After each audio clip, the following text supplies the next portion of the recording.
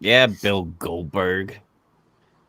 We are back for more getting some color, where we'll be talking double nitros and raws, uh, from January 8th and January 15th of 1996.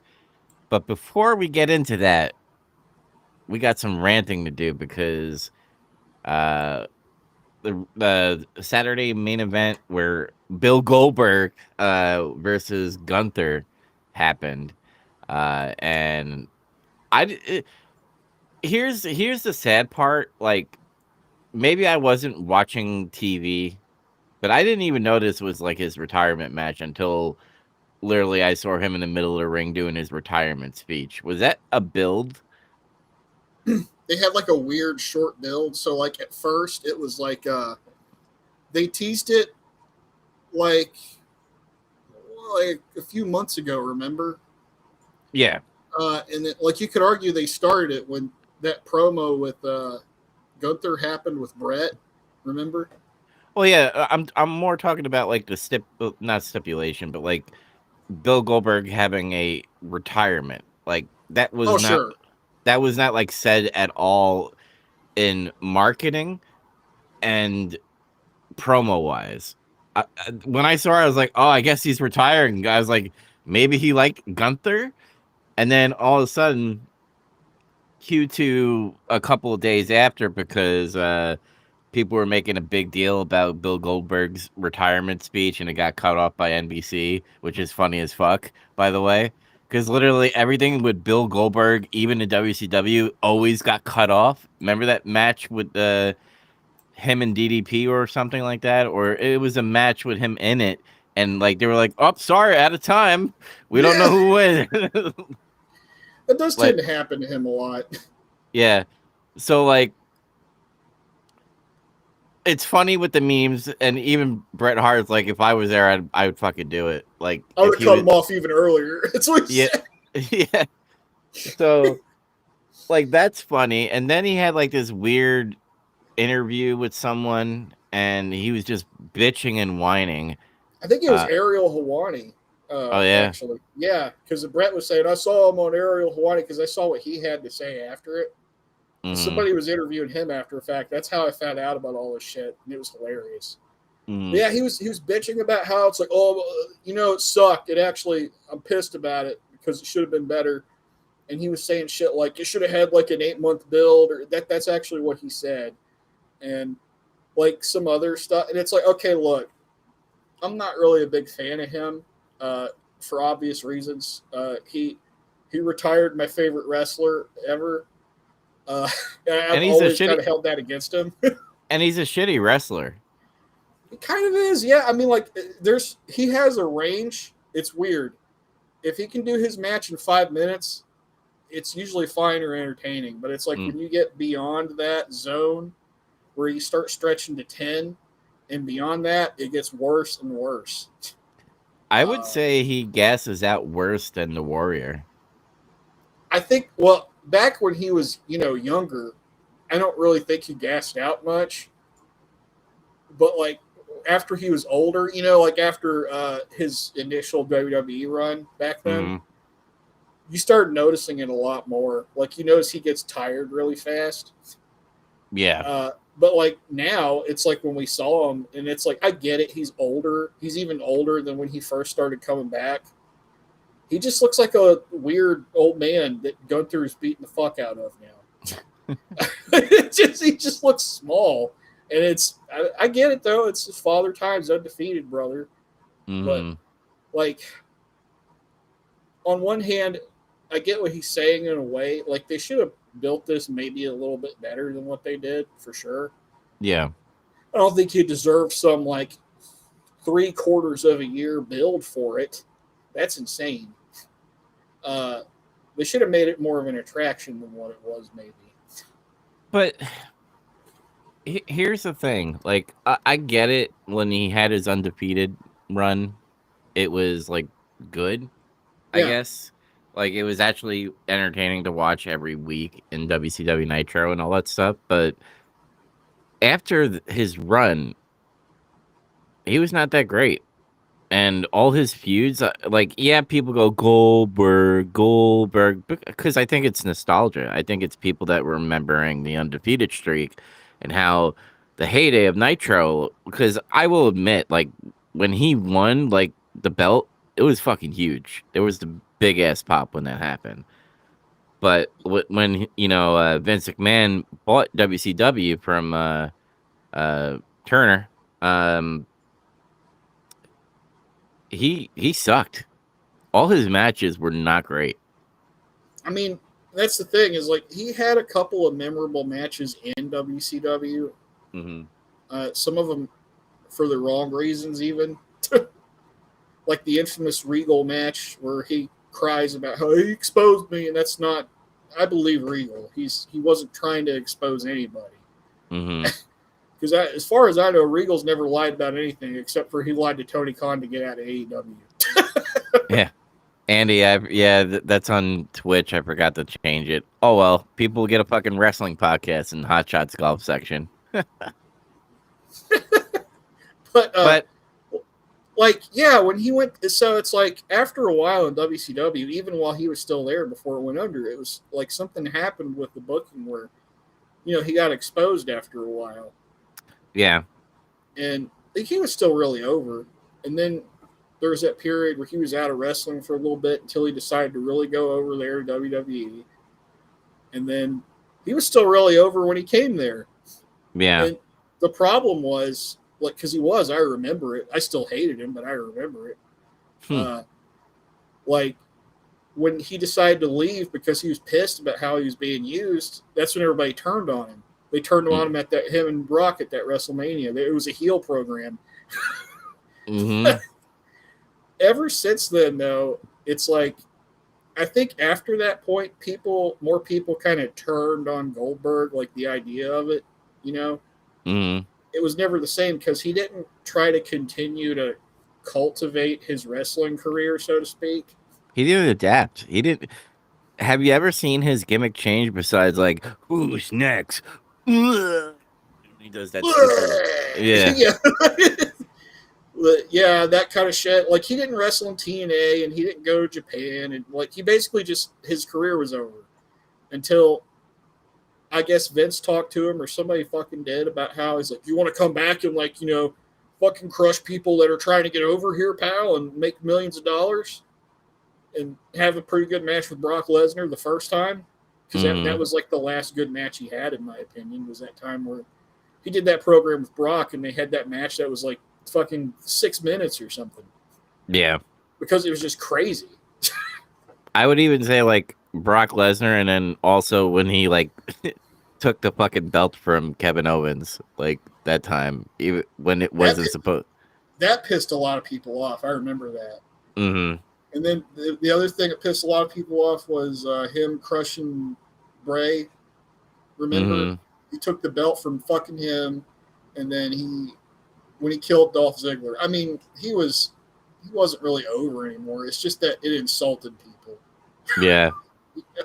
And then he had like this weird storyline with Bobby Lashley where like, Bobby Lashley was gonna kill his son or whatever, and the son was like shirtless and like he got hit and they were crying in the middle of the ring.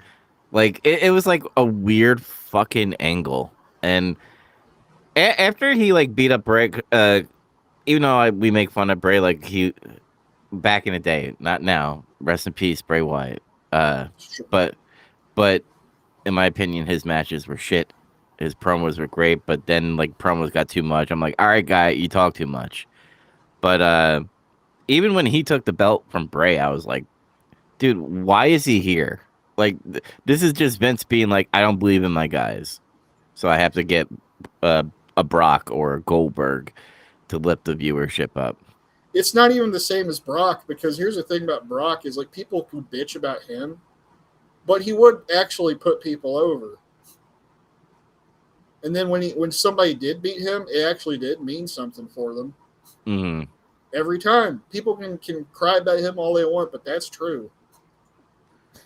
Yeah, but he's bitching and complaining, and Like, what does he think? He's like, Triple H is gonna be like, "Hey, brother, like, I sorry about that. We're gonna like give you a good match." And it sounds to me like when he says it wasn't a good match, it sounds like he wanted to win. That's probably why it wasn't a good match. Hmm. Because he's a mark for himself, I guess. And honestly, if you kind of look back at his whole way he talks about himself and how he's carried himself in the business and everything, you can kind of argue he's always kind of been that way. Actually, Yeah.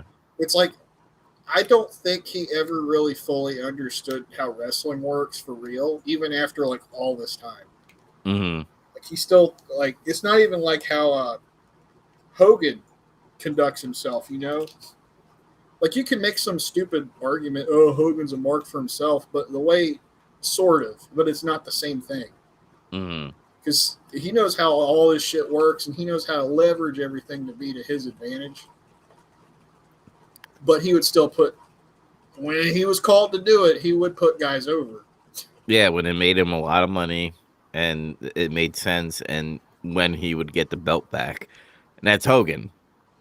But at least Hogan knows the business on how to put people over when it's time, or when it's not time. He loves to fucking just shit the bed and He make he it. was he was more business minded. Where Goldberg's like, well, nobody should ever beat me. Yeah, That's all it is. Yeah, just like it's almost. I don't know if you ever dealt with like online e-feds, like when they take like Raw versus SmackDown games, and they would like make a wrestling federation and stuff. But I used to like dabble in those communities, and when people used to create their own wrestler and always like do the simulation, or sometimes like some of the people, the YouTubers, they'll do um like controllers and do like certain spots that they would do to tell a story. But yeah. anyway, these people that like have created wrestlers, because usually the communities, they'd be like, be a subscriber and I'll put you in the federation. And every time they lost, they got pissed. Like they didn't care about like storylines and stuff. It's like it's not about that. It's about telling a good story, and it's about good booking. Yeah, Yeah. that's what wrestling's about. Yeah. But anyway, fuck Goldberg. I kind of hope he's done with WWE, and I hope that WWE never uses Goldberg again. Um, because in my opinion, he's not drawing any money. No, and I think he is probably done with them until he gets like a Hall of Fame induction. He never got one of those, did he? I don't think so. I Uh, don't remember. He might have. I don't remember it either, but I think he's now trying to work. He's trying to work Tony Khan so he can get a retirement match over there, the kind that he wants. You know what? That's my You speculation, though. you know what? For the one time that I would actually love AEW is if he put fucking Orange Cassidy versus Goldberg. Oh God. And Orange Cassidy fucking does all those fucking stupid moves on Goldberg and wins. Oh And wow. wins. That would never happen. But I know. it would be funny though. Mm, But yeah, I mean, I said it in the chat earlier today, and I still kind of believe this. I think Brett works the Goldberg hate angle on people a little bit. mm, Like I think he genuinely doesn't like the guy and he never forgave him, and I get why he didn't. Some people don't understand it. Um, but I think he works it to an extent because he knows it gets a rise out of people. mm, And he's funny because it's like people get this. I didn't know this is real, but this is something real and it's new. They have a 2-pack of the wrestling action figures that has Brett and Goldberg in it. It's like mm. they do that sometimes. Like these guys had this match, and uh, somebody came up to him at a signing recently and said, "Can you sign this?" And then he wrote like a word balloon over Goldberg's head that said "duh" or some shit, and then he like signed it or something. Like he works it for fun, I think. Mm. But like Well, those there. comments he was talking about, it's like, oh, everybody needs to watch out when he's in the arena, even the popcorn guy. Like he's being like a little silly. Yeah, and it's so funny because I think he's working Goldberg too. Because I think there was like one interview, like when they do those like shoot interviews at like in London and shit. Yeah, But so like they asked him a question about like Bret Hart and like why Bret Hart hates him, and he obviously knows why because he fucking ruined his career. Uh, but he's like, I don't know, man. I said sorry to him. I don't know how many times I could say sorry, and then like it's like, dude, Bret's even working you right now. He's still in business. he doesn't get like why just saying sorry that one time wasn't enough, because it's Hmm. like it's it's weird to explain unless you're like a really long time fan. You don't get it how there's like kind of a weird code about hurting guys in wrestling. Yeah, he hurt the referee on fucking Saturday night. That's crazy to me. Like I've never really heard of anybody like hurting a referee doing a spot like that. I mean, I'm sure it's happened, but like, goddamn, like I don't hear that many stories about the referee getting fucking killed in a spot. Yeah. Uh, poor little Nate. But like, I will say this: part of Brett's rant, I think, was real, and that was when he was talking about how his ego was always so big, and he always thought he was bigger than wrestling, and he doesn't deserve all the shit that he got. And I agree with him. I'm sorry. I agree too. So, but yeah, I guess we'll see if Bill Goldberg will get like a fucking match in like I almost said TNA, AEW. Just, Dude, I kind of want to know like who would be the person. me too, because like who would it be? Like I have a feeling uh, they would be like Kenny Omega, like they do something crazy like that, or I don't know if they would do like Will Ospreay, bruv, versus fucking Goldberg. That's just weird to me. I think he's talked shit about him before too. Like if I recall right, I could see Kenny working with him. Yeah. I could see not Moxley. There's a couple guys there I think would do it if they're young enough and are willing to like almost die in a match with him, because that's just what happens to people, I guess. Hmm. So you take your career in your own hands if you get in a match with him. It's just there's a pattern of it. So, Has Goldberg ever drew blood? uh, you mean like bust somebody open or like? Like himself getting blood? Yeah, there was the infamous incident where he headbutted the door in WWE in his last run here, Oh and no, no. Well, that's like him being an idiot, all right? Like I'm talking about like uh in the purposely match, yeah, purposely getting color. I don't know that. You know what? That's interesting. I don't think I've ever heard of him actually blading himself or anything. Uh, I think he's one of those insane guys that likes to get busted open for real. I don't think he's like somebody that says, "You hit me," like Mick Foley tells people, "Hit me Hmm. hard enough that you bust me open the hard way." Like he's not like that. No, I think he just takes it upon himself that he's going to do some kind of stupid shit like throw me into the fucking post or I'll miss you and I'll hit the post as hard as I fucking can like an idiot and actually bust myself open. Hmm. You can't be like Sergeant Slaughter or something where he like makes it look that way, but he actually just bladed like a fucking genius or something. Yeah. I guess since we're talking on topic here, we'll do like one other modern thing that's actually kind of interesting to talk about. Then again, I haven't like read any like recent news. But Seth Rollins got injured. Now, Mm-hmm. is it a work or is it for real? And I kind of like the work angle if it is a work, because imagine like pulling that up, because remember he's the architect and all that stuff, and he likes to plan ahead and all that. But what if he got injured to make it look like he's out of the equation and like Punk wins maybe, or he enters himself as while they beat the shit out of each other and he wins. I don't know. Like it seems really clouded right now. Like nobody can actually tell if it's a work or not, Hmm. which is really good. Actually, I think that's cool Yeah. because there's conflicting reports all about it. There's like, he's actually injured, but they did this spot. to make it look like he got injured in the match to cover for it, which that kind of thing has happened before a lot. Yeah. Where some guy gets injured somewhere, like on a house show circuit or whatever the fuck, and he's not bad enough hurt that he can't work a little bit on TV, and then they'll set something up where like somebody fucks him up, and that's to write the guy off TV or something. That's happened quite a few times. Mm-hmm.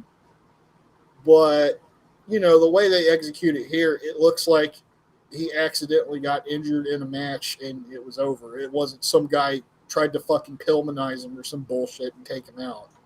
Yeah. Or like Kane made Shawn Michaels choke on a chair and he's like spitting up blood and he's gone over the summer. Like that kind of thing. Yeah, I just think it's interesting, like, because they've been doing this angle where CM Punk gets so close to a title and he just gets robbed in some way. Somehow, yeah. Yeah. So I kind of like, I want CM Punk to win, but I also want Seth to kind of cash in. I think your idea is good. Like, if this is like a work, this is some kind of elaborate angle to work everybody, and they actually execute it, that would be really cool. So I hope that's what happens. It's like, oh, I'm fucked up, my knee, fuck, my knee's busted, because he's got a long history of knee injuries. One time he simultaneously fucked up both his knees, and so he's got bad knees. It's just a known fact. So everybody buys it. Yeah, I mean, there was rumors that the Goldberg and Gunther match that Seth was possibly going to cash in there, apparently. But then the injury angle, or for real, happened, and then he didn't cash in. And maybe that's why Goldberg, that could also be another reason why Goldberg could be pissed as well, I guess. Maybe he thought like, wow, I might get the belt. And then he agreed to do the cash in, and then Seth never happened, and they just got beat clean. Yeah, maybe. Mm-hmm. Who knows? But if he is really hurt, good luck, get better. If he's not really hurt, it's the work. Awesome. Either way, I don't care. Yeah. Not like I don't care about anything he's doing. I don't care if it's a work or not. That's what I mean. Yeah. I think it's just interesting, and that's what I wanted to bring up. But yeah, let's get into some Nitro and Raw. We are going to Monday Night Nitro, January 8th, 1996, and we're in North Carolina, right? If I remember correctly. I think so. Yeah. One of the Carolinas, because it is Charleston, South Carolina. It was South Carolina. And Pepe, the dog, is wearing a bomber fucking jacket, and I was like, "That's fucking cool." I said he was dressed as Leon S. Kennedy from Resident Evil 4. That's what I was gonna say. Yeah, that came across my mind as well. I've seen that meme before, where somebody took a screen grab of that, and they said they put like a little chyron there. It said like Leon S. Kennedy or something. That's great. That was the last great Pepe outfit I've seen so far, is that one. Yep. We got our three guys, though, in the booth. Eric, Bobby, Mongo. And they're hyping up the main event, which is like that tag match we was talking about last time. Yeah. Hogan, Savage, Flair, and Anderson. So, okay, it could be fun, Mm-hmm. I'm going to let you take over on the first match for a minute here, because I got to go grab something real quick. I'll be right back. Okay. So we go into the first match, which is Uncle Chris, Chris Benoit, the greatest father of all time, versus Alex Wright, the Wunda Kid from Germany. He usually wears a leather jacket and dances to techno music into the ring, but he's all about serious and business. But Benoit and what's his face? Brian Pillman comes out with these sweet ass T-shirts. They have like a fucking horse. It looks like.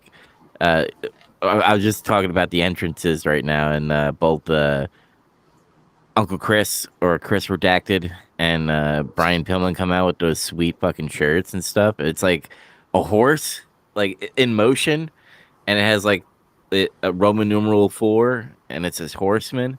And I was like, that's a rad T-shirt. Yeah, that's like the iconic Four Horsemen T-shirt. I think like That's Mm. the one everybody remembers. Mm. And I think I was telling you in the chat earlier. I'm pretty sure there's reprints of that, both official and like not official. Yeah. Um, yeah, that was a cool shirt. Hmm.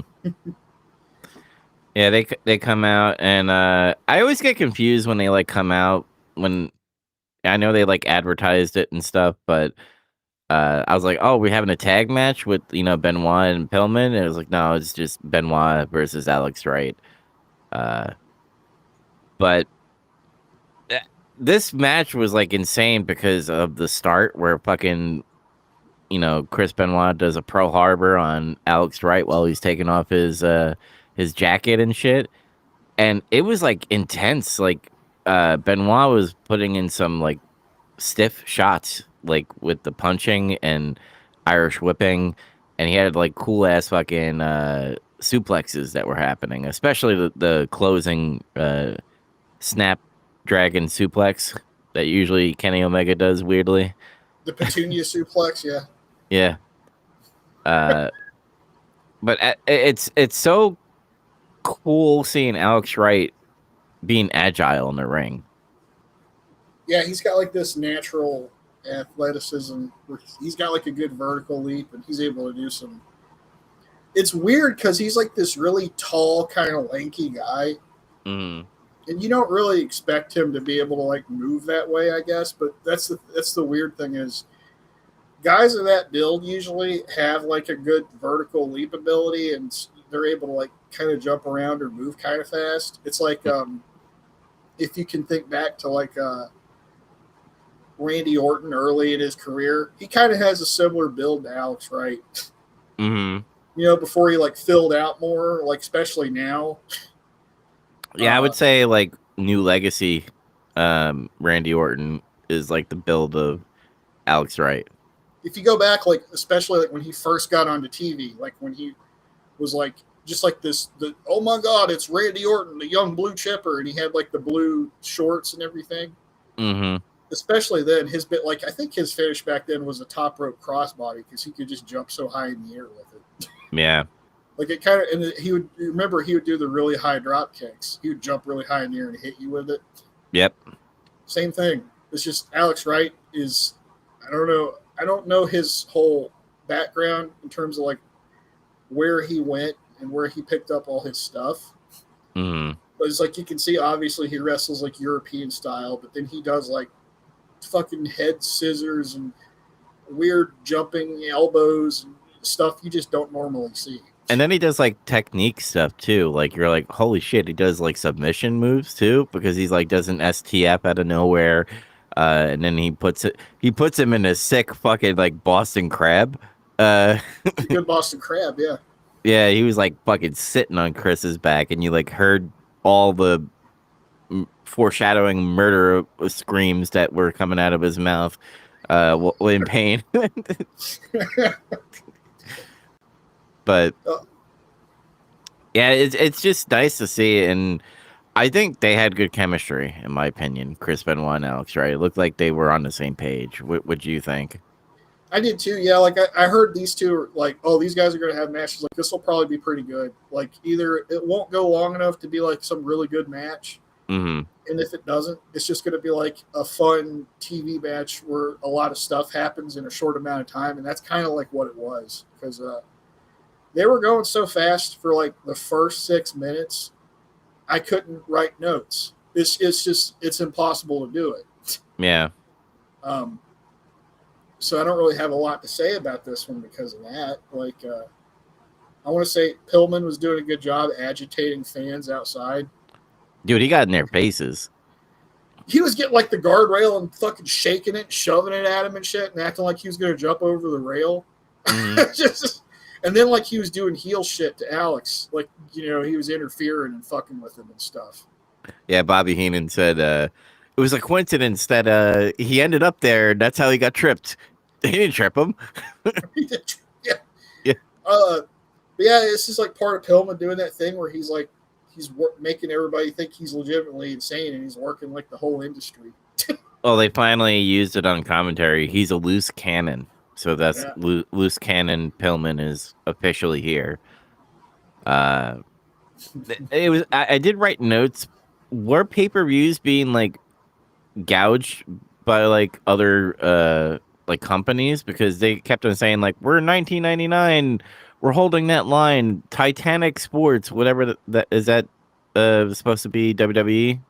yeah. The parent company that actually like before this merger and everything, Mm. it was called Titan Sports. So Uncle Eric's being funny calling it Titanic Sports because it's gonna fucking sink and everything. So they're both being cringe. Fuck. Uh, I will say this: he was absolutely right to bring up that they're raising the prices of their pay per view on TV Mm. because you need to take advantage of that when it happens. It's like that's something about AEW right now that frustrates me is they're not fighting back any like in terms of any of their marketing or anything on their TV. It's like they're not saying the the quiet part out loud, whatever the fuck it is, however you want to phrase it, which is like, hey, WWE is charging out the ass for ticket prices. That other they don't have to call them WWE. They say the other companies charging insane amounts for tickets, but you can still come to AEW, and it doesn't matter if you work at Walmart or whatever. You can afford to come and sit in the front row. Yeah, and you could be like, we have so much space, you can come here. I don't know if they should say that, Yeah. but they should say, "Hey, we're not trying to charge an arm and a leg. Yeah, the front row seats are more, but like anybody can come here and get a good seat." That's what they should say. I hate that, like, I brought up tribalism, but I've been like shitting on AEW for a real long time now, and it's like out in the wild, like in the real world, in reality, like when you come across like someone that likes wrestling and they're like, yeah, man, I love AEW, or like it, deep down inside, I'm like, oh, okay, but I kind of relate. I'm like, it's wrestling. I'm not gonna shit on everybody, wrestling preferences, but at the same time, I'm like, so who's your favorite wrestler? And it's usually Kenny Omega or the Jacksons and all that stuff. But Yeah, I don't get into like some whole debate about how I think those guys. I mean, I don't hate Kenny really, but I hate the Young Bucks. mhm. And there's other guys there I think are like fucking jokes. But I'm not going to get into some debate about that unless they start making an ass out of themselves trying to talk to me about it. You know? Yeah. But anyway, I just thought it was interesting because now that I brought it up, I wrote Titanic Sports. I'm like, what is that? And then I was like, oh, they're making fun of Titan Sports with WWE and all that stuff. But yeah, that's um, what that's the marketing that was kind of genius in a way because like, all right, cool. I've seen WWF before, and I don't think the product is good for a price rise. What's going on over here in WCW since they're still 1999? I'm, That's pretty good. That makes people interested. I'm guessing now that we know what we know about how things were back then, Vince probably raised the price of the pay per view because he lost money in '95. Yep. It's when he had that really bad reaction where like we lost money, god damn it. And he started taking like the water coolers out of the building and Hmm. canceling all this other shit and like kind of lowering people's pay and shit that work in the office. So probably raised the pay-per-view price. That might have been why. And then he got Um, rid of Johnny Polo, and he became Raven. And then Raven came back, and he's like, "Who is this guy?" who's this guy? But anyway, Alex was kind of getting his ass kicked in this match for a while. Uh, but he was able to come back a little bit when he catapulted Benoit out on the floor, which is not something you see that much. Nobody does a catapult spot anymore that much. Hmm. Uh, let alone one where some guy's trying to send somebody out on the floor. Uh, and nobody, again, they brought it up. It's like, did he disqualify himself? He's like, I don't think he meant to do it intentionally, which is like obviously not true. Hmm. But whatever. Um, he did a dive out on the floor from the top rope. That was cool. Alex Wright did. And then they get back in the ring and they do hold exchanges. That's when Alex did the Boston Crab with the STF. That was cool. And then he's had enough of Pillman's shit after a while, and he just dives out onto him. And then he gets back in the ring. He tries to finish Benoit, and he like does a slingshot move, but Benoit blocks him. He like puts his knees up, and then after like a little chain wrestling sequence where they're like trying to get the better of one another and like a waist lock and shit, Benoit hits the dragon suplex, and then he pins him for 3 with it. It wasn't the Snapdragon Petunia suplex, but it was just a plain old dragon suplex. Yeah, Bobby Heenan brought up a good point. Like, if he didn't jump crazy to like get Pillman, it could have been a different outcome because he's less tired when he takes the dragon suplex, I guess. But yeah, I thought that was good. The babyface has to get him. He's sick and tired of Pillman's shit. I think I kind of rated this a little high, but I'm just gonna say it an 8 out of 10 for me. I liked it. Oh, okay. Yeah. Wow, you went a lot higher than me. What'd you give it? I gave it a 6.5. Because I liked it. It's just it was a fast match, and I don't know. It's like I think because it was so fast and they had to do so much in such a small space of time, there wasn't as much time to sell or like kind of tell more of a story psychologically in the ring. Yeah. But it was good action in there, and it was good wrestling. So I just think we called Alex Wright and Chris Redacted curve happened. He's your uncle who served in Iraq. I get it. Like there's a Uncle Chris curve for you. Yep. What a great dad. I have the Alex Wright curve, but it just I don't know. It was good. I think these guys can have a better match if they're given more time. That's all. Yep. I agree. So remember how like last episode we were like, WCW was okay. Like the matches were great and the promos were like okay. And then we like, we see this, in my opinion, we both like the match. And then we get another fucking full match, which is Lord Steven Regal versus Eddie Guerrero. Yeah, it's like the pattern is, we're tipping our hand a little bit here, but the pattern kind of holds for this episode. Mm-hmm. Yeah, I was like, all right, this match will be cool too because I really like both of these guys as well. Mm-hmm. And I was able to write a little bit more about this one because they had a little bit of not a slower paced match, I guess, but I don't mean that in a bad way. Yeah. They were like doing a lot of chain wrestling sequences against each other for a while. And then Uncle Eric gets some jab in about the Royal Fumble. He's talking about, don't watch the Royal Fumble. And I'm like, oh, okay. Mm-hmm. But Eddie's able to get the slip on Regal after a while because he's like using his speed more and he's doing more of his lucha stuff to Regal. Mm-hmm. Like he did like some crazy reversal on Regal where I think Regal was trying to suplex him or some shit, and Eddie just flipped out of it and arm dragged him out of it. Like in midair, he grabbed his arm and used that to flip him over in an arm drag.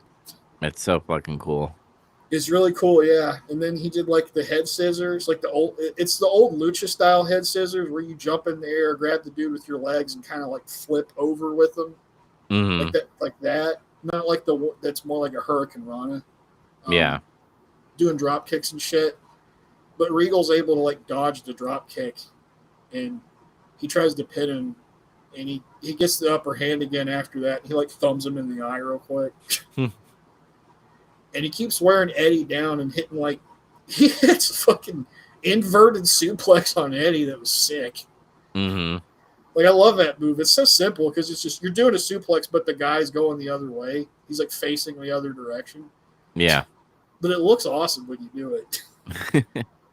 And he keeps getting heat after that. Regal's like just beating the shit out of him. And he's like putting him in holds and doing this shit where he's like got Eddie in a chin lock.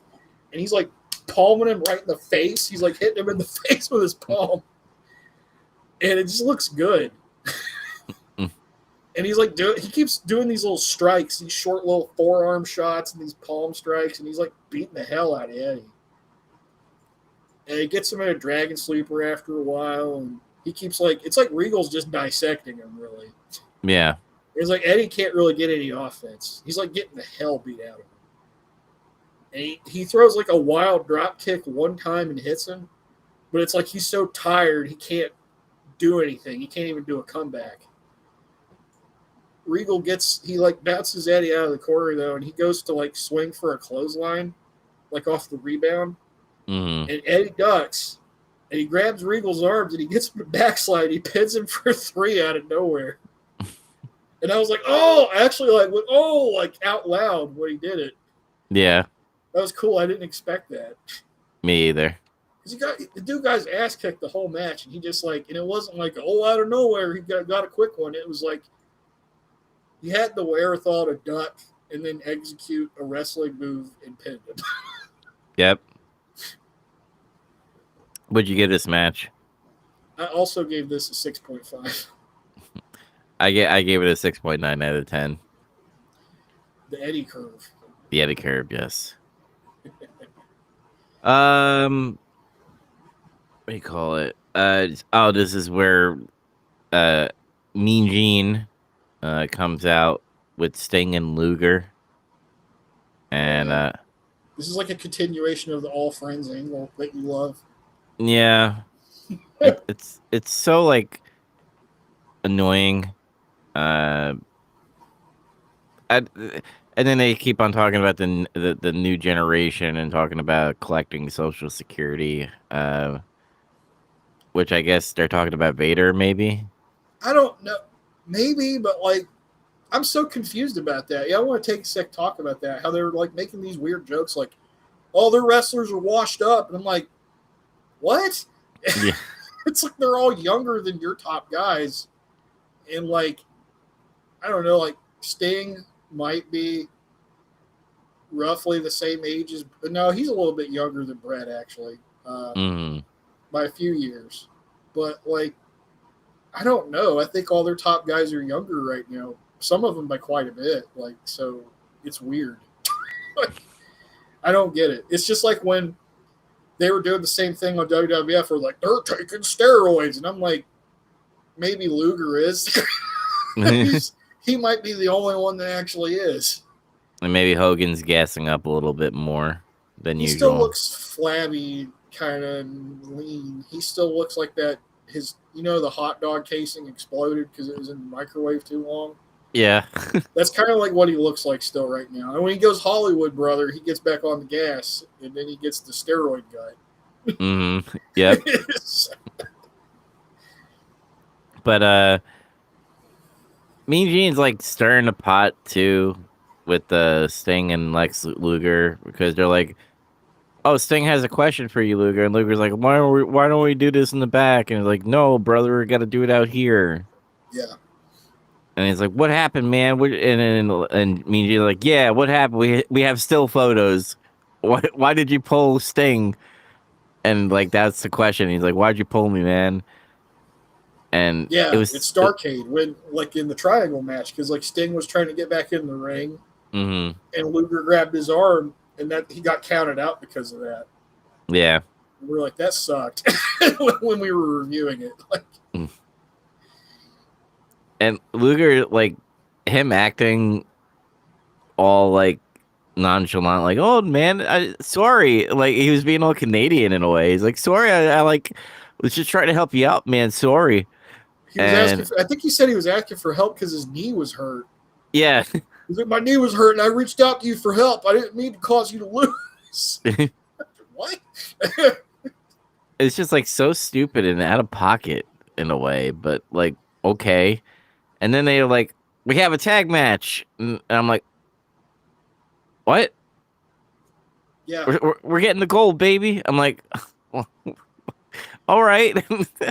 Luger was trying to redirect traffic there. He didn't want to keep talking about that. Yeah, his fucking MK Ultra. We could be a great tag team. He MK Ultra'd him. Yeah. And then he's like, "Come on, we got a chance." And Sting's like, "You know what? You're right. Like, we could be a hell of a tag team." Brainwashed him. Sting is so gullible, man. Like, I wonder why he became the Crow. That's how old Wrestling Bios was able to make that video. Let's betray Sting. Mm-hmm. Oh man. My favorite part was how the promo that whole segment ended, where like after he MK Ultra'd Sting and played 4D chess with his brain and got him to agree to be in a tag team with him. Yeah, and then he was like in a match And then next. he was like, he flexed. He was like happily flexing. He's like, ah, like he was deflecting all the questions. There was no more questions. It was over. Yeah. And they do this weird thing where like they come out on stage to do a promo and they're like, we'll be right back, where Sting faces Diamond Dallas Page. I'm like, but he was just out there. Like, what are you doing? He has to do his entrance, brother. Da-da-da, da-da-da. And called Sting. Mhm. We roll right into our match after a commercial break. It's Diamond Dallas Page versus Sting. And I'm like, okay, yeah, I want to see this. Keep talking real quick. I gotta do something real quick. Be right back. Sure. So there's not like much shenanigans that start before the match actually begins, but DDP comes out. Usually DDP comes out, he's got a cigar in his mouth or something, and he did that like he usually does. But when Sting gets in the ring and they get ready to wrestle, DDP does this shit where he like distracts him for like a brief second, and he grabs him and he starts shoving the cigar in like his eyes and his face and everything. So he like fucked him up by getting a bunch of tobacco shavings all in his eyeballs and his mouth and his nose. He starts laying into Sting with like elbows and knees in the corner and stuff. So that was like an interesting jump start to a match that I haven't seen before. The DDP runs the ropes and he tries to hit Sting with like something, but it didn't work because Sting dodged and he like axe handled him, kind of like hammer punched him in the back, and then like DDP like flew into the ropes, kind of like he was going to do a 619, but he got like stuck. It's like he got tangled up in the ropes. So Sting just drop kicked him and he sent him out to the floor, which was like the whole beginning of this match was really cool. It was just like pretty unique sequences. And then Sting goes out to the floor and he dives on him, and then like it gets they fight back into the ring, and then it kind of gets ruined a little bit because they botched a leapfrog. Yeah.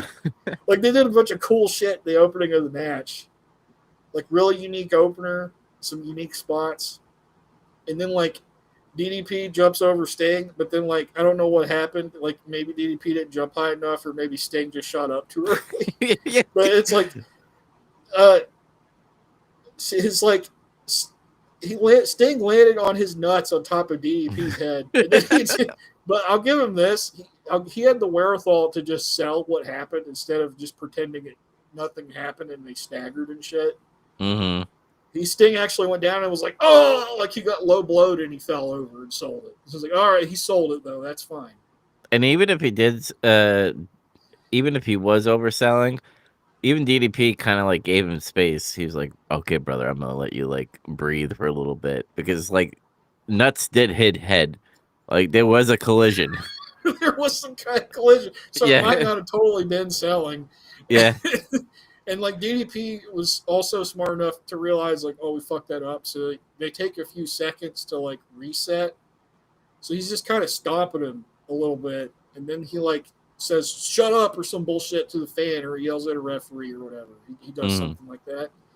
And then like they get back to it. So it's like, there's a good lesson there, I think, because I notice a lot of times in like modern wrestling, we've talked about it before. There's like this tendency where if they fuck up a spot, it doesn't matter how minute it is, like, or how complicated it's supposed to be. They have this bad tendency to just want to try to get back into position and try to do it again. Mm-hmm. Instead of just like we said, Sting might not have really been selling. He might have got headbutted in the nuts for real. It kind of reminds me of that cringe video of like the luchadors where the guy did a flip and like broke his neck or whatever, and like the guy was still doing his spot, and they were all like, "Dude, stop!" Like, and they're like, "Move!" And No, it's like it's best to just sell what happened. Like if you fucking fell down or something, just be like, "Oh shit!" Like you hurt yourself because you slipped. Mm-hmm. It's better to do that, slow down for a second, reset, rather than, oh, we fucked up. We got to get back to this position. We got to do this spot. No. Yeah. It's fake. It looks fake. Did you notice, and commentators brought this up, that DDP lost weight? I did notice that, actually. He's looking slimmer. Yeah, he's looking like peak DDP when he gets like the belt and stuff. You mean peak DDP when his ribs are broken for like a year? Yeah, that too. His ribs are taped up for like a fucking year and a half or something. And I think it's so funny because like when he raises his hand in this match, he's kind of doing the like diamond thing, but just not the diamond yet. So he just puts his hand like really high like that. And I've seen him. It's funny because I've seen him do it though sometimes. mm-hmm. You know when he does the diamond clash, they call it, that thing where he like lifts the dude up and it's like he's not really doing a pedigree, but he's like he's going to do a pile driver, but he falls forward. Mm-hmm. I've seen him do the diamond symbol before he does that move, but it's weird. Sometimes he does it, sometimes he doesn't. It gets more popular later. Yeah, when he's a baby face, yeah. Yeah. But yeah, this match was okay at times. I just think there was a lot of miscommunication. Maybe DDP was fucking pumped up in a way because he probably lost all that weight and probably wanted to get into this match. And he's like, "Fuck, man, I'm facing Sting, the best of the best at this moment." So, I mean, honestly, this is probably his highest profile match. I'm pretty sure. Yep. To date, so. He's fighting He's in a match with a star, like in wrestling right now. He hasn't been yet, really, up to this point. Mm-hmm. And like, I think it's after that weird fuck up with the leapfrog. They didn't really have that many issues after that. I think it was fine. Mm-hmm. Because it's like they kind of go back to it. DDP's like he's doing other shit. He's doing back suplex out of the corner. Looked good. He did a swinging neck breaker. He's gloating. Sting's powering out of his pin. And I like that when Sting like powered out, like DDP was like, fuck. And he like runs right back and just gets a chin lock on him like immediately. He doesn't even hesitate. Mm-hmm. That was good. And then like he's cheating when he's doing the chin lock. He's like doing leverage shit, trying to get his feet on the ropes. Mm-hmm. But Sting comes out of it. And he does his comeback. And he's punching and everything. And he tries to do Scorpion Deathlock, but he can't. Because DDP's too close to the ropes. But he hot shots Sting, gets back in the ring, and he does like another swinging neck breaker for 2. Mm-hmm. And then Sting starts coming back for real, and then he does a Stinger splash in the corner and a drop kick. Yeah. He's dazed, and that's when Sting puts him in the Scorpion Deathlock and he taps out. Yeah, and I love how DDP sells the Scorpion Deathlock like he's dying. Oh, he sold it great. Yeah, he's like, yeah. I miss that when guys would sell the submissions more. Mm-hmm. That's another thing it doesn't. I mean, some guys do, but for the most part, it's just like I'm in the submission, and they go tap. They do this little tap thing. Yeah. There's like no reaction to it. You're like some dude's cranking your leg, and like or your back is being fucking crushed or something. They got to teach more the art of selling, in my opinion, in wrestling. And maybe they do, and then just these new wrestlers just don't give a shit. I think some of it is because MMA got popular a little bit. Mm-hmm. It's something I've heard Jim Cornette talk about a lot, where it's like, do you notice how like a lot of finishes in modern wrestling are kind of flat, especially if it's a submission? Yeah. Where it's just like, ideally you want the whole match to build to some kind of finish that's like exciting or at least interesting in some kind of way. Mm-hmm. And what happens a lot of times is they have this match where they do a bunch of shit. Somebody just gets in a stationary hold and they just tap out like immediately. Like, I'm in a hold, then they tap out. Yeah. That kind of sucks. Yep. At least sell it. At least do like the thing where you crawl the ropes, or you can't get there, they drag you back, or something. You got to do something. Well, that's why, I mean, we're going to get to it eventually, is the Bret Hart versus Stone Cold, when that shit happens with the submission match. Oh, that was perfect. Yeah, I Yeah. guess to finish that point about the MMA thing, linking to that though, if you watch MMA fights, you notice when guys get in holds, it's kind of like how they go out because it's a real fight and they're like trapped in a Yeah, and then fucking. they do like the Oh, quick tapping. I'm out, but it's wrestling. It's not MMA. Whatever. Rant Yeah. over. What'd you give this match? Gave it 6.3. Same. 6.3 out of 10. I was like, I enjoyed it, but there was a lot of hiccups. There were some hiccups. I think if it was a little longer, it might have gotten better. Hmm. It's like they're having these short TV matches that can't grow into something bigger. I'm not complaining about it because it's TV and they've got like 55 minutes to do all this. Yeah. It's just, it is what it is. All right, main event time. Hulk Hogan and Randy Savage versus Ric Flair and Double A, Arn Anderson. Yep. And this was built from last week because of all the chaos that is still happening between the Four Horsemen and the Mega Power People Friendship Train, whatever they're called. Uh, and I guess this is gonna continue until next episode of Nitro, where we'll learn what's happening. But I'll let you take I'll let you take this away as far as the play by play because I thought it was good. Everybody did their their greatest hits, especially when Hogan's in the ring. Oh, yeah. I mean, like, I don't have a lot of notes for this one either because it's just like we've seen these guys fight each other before already a couple times, I think. Hmm. And like you said, they do their greatest hits, and that's not necessarily a bad thing. Because some guys, they just have like this kind of familiar chemistry with each other. It's kind of like when you see Sting wrestle Ric Flair. Yeah.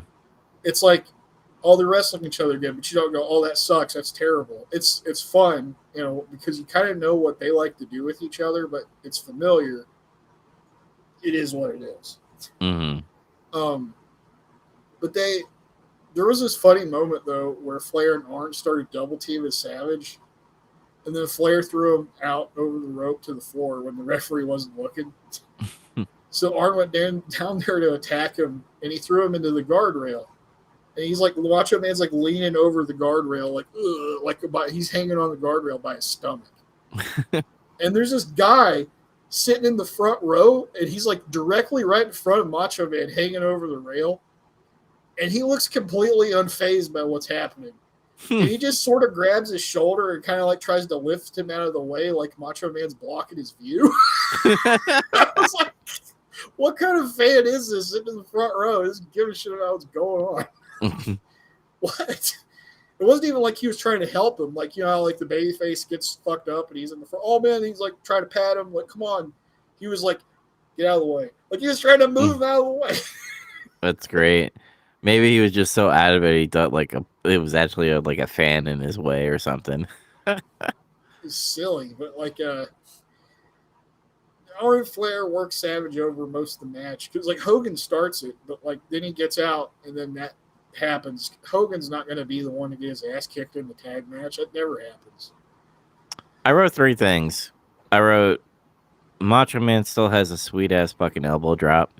Of course. Two, love that camera cut straight into an Arn Anderson DDT, like an up Sick. close. I was like, that's fucking cool. And then when Arn Anderson fucking spine busters fucking Hogan, I was like, fuck yeah. Like he And then he got lifted that. up and you were like, fuck no. Yeah, I hated that.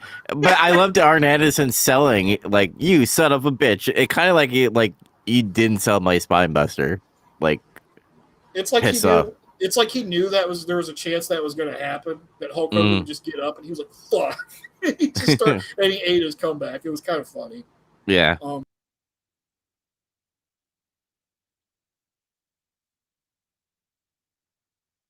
Uh-oh. Did I lose internet or did he lose internet?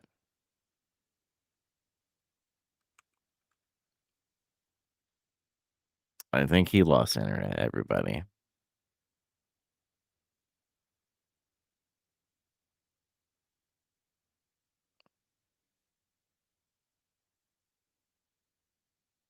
I guess we will wait and see.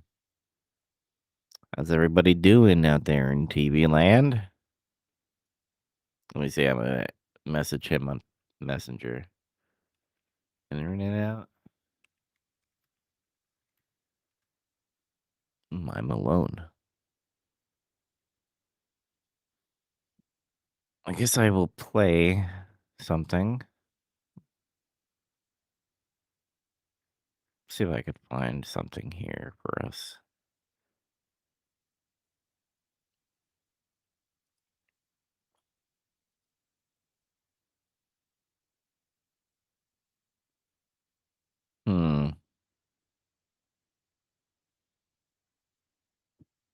I'll do this one while I'm waiting. I was a very good witness to the madness that was WCW. I've got lots to say about it. What a bunch of idiots, imbeciles, stupid as it gets. Stupid, clueless idiot, a bunch of clueless nuts. Is there anybody here that's got any brains? Stupid, stupid, stupid every day, every night. So stupid. You know, just really stupid. The biggest cutthroat bunch of conniving, backstabbing idiots you've ever seen in your life. That is such bullshit. It's the work of an idiot. Pathetic, really stupid idiots. Are you an idiot? Lost idiot? He was the shits. You will always be seen as a complete failure. The term motherfuckers would have been crossing my mind pretty regular. Thanks for nothing. Go fuck yourselves. Yeah, thanks for nothing, ISP. Go fuck yourself. Anyway, as I was saying, that was the finishing sequence. Arn hit a spine buster. He got pissed off because Hulk Hogan got up. And then he ate a big boot and a leg drop and got pinned. Yep. And then, like, Flair and Savage were fighting out on the floor while that was going on. So that's why Flair couldn't save it. It was a decent match, marred by a lame-ass Hogan finish. That's kind of all, really. Yeah. I gave it a 6.2 out of 10 because I was like, wasn't mad, but I wasn't impressed because we've seen this, 1,000 times at this point. And it's kind of sad because I already know what the future brings because of what next episode is going to be about.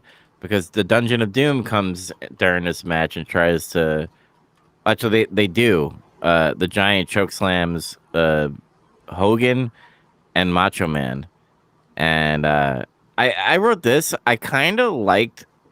Now, I know it's going to be painful for a big dude like Big Show to do that every fucking night. But how he, like, lifts up and then, like, almost does, like, a rock bottom, but it is a choke slam is kind of sick. Do you agree? Oh, yeah. I love it. I love his choke slam when he's like, because he kind of doesn't really do the choke slam like that later, where he has like that stall in the air. Mm-hmm. And then, like, I mean, we saw he tried to choke slam Hogan, and I guess Hogan's knees suck or something because he's never taken a choke slam good. Yeah. Because you have to be able to jump some to be able to, like, do a good have a choke slam be executed well. Mm-hmm. I mean, it's possible that the guy can muscle you up if you're small enough, but Hulk Hogan isn't small. He's not. He's a pretty big guy. So I don't think Hogan purposefully takes a shitty choke slam. I just think that he can't take a good one. Because I've never seen it happen. He's probably nervous, too. Because, okay, we can see Ric Flair do a vertical suplex to Hogan. He gets up for that. Yeah. And then he sells it. Anytime Ric Flair suplexes him, Hogan sells it like he's being tased. Well, I think Big Show actually talks about, like, later on, I think recently he had an interview of how, like, the NWO, the Clique in WCW were trashy people. So I could totally see Hulk Hogan just, like, fucking up the choke slam on purpose, kind of. Maybe. Like he made that comment about how it's like, oh, it's they could get all they beat me in feuds and I could never get my comeuppance. So like, if you can't beat him, join him, and that's kind of how they tricked me because it was early in his career. Mm-hmm. Oh, I can hang out and be with all the top guys and never get anything back for him. Until you're the receiving end, where you're gonna get owned by the clique. Yeah. But yeah, they had that cluster finish at the end. This is what I don't get about like these little beatdowns that happen. So he choke slams both guys, and the Dungeon of Doom's out there. Like the Four Horsemen were going to interfere, but the Dungeon stops it for some, I guess, for some reason. I guess so.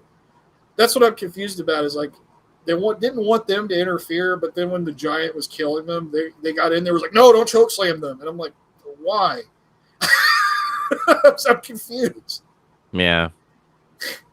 They're trying too hard to do like this, the enemy of my enemy is now my friend type of thing that is going to lead into the next episode where they all have a common enemy and it's Hulk Hogan. Because, like you said, the Four Horsemen are beating up Hulk Hogan and then the Dungeon Doom come out to take away the Four Horsemen so that they could beat up Hulk Hogan. Is kind of just like, what the fuck? Like, it's so like weird to see. And then obviously when we get to next episode, you're kind of just like, oh, so this is happening now? After like we saw weeks of, you shitting on each other and beating up on each other. Yeah. And it's not like, oh, we have this common enemy now. It's like, it's so stupid to me.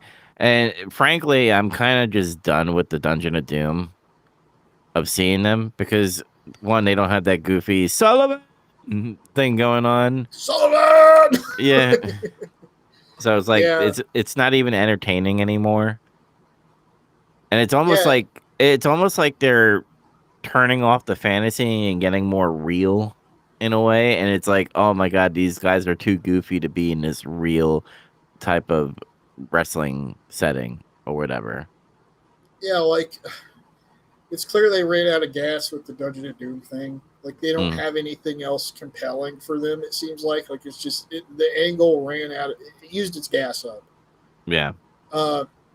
There's still juice in this Horseman thing, I guess, because that seems to be what they're focusing on more right now. And Ric Flair has the belt. Mm-hmm.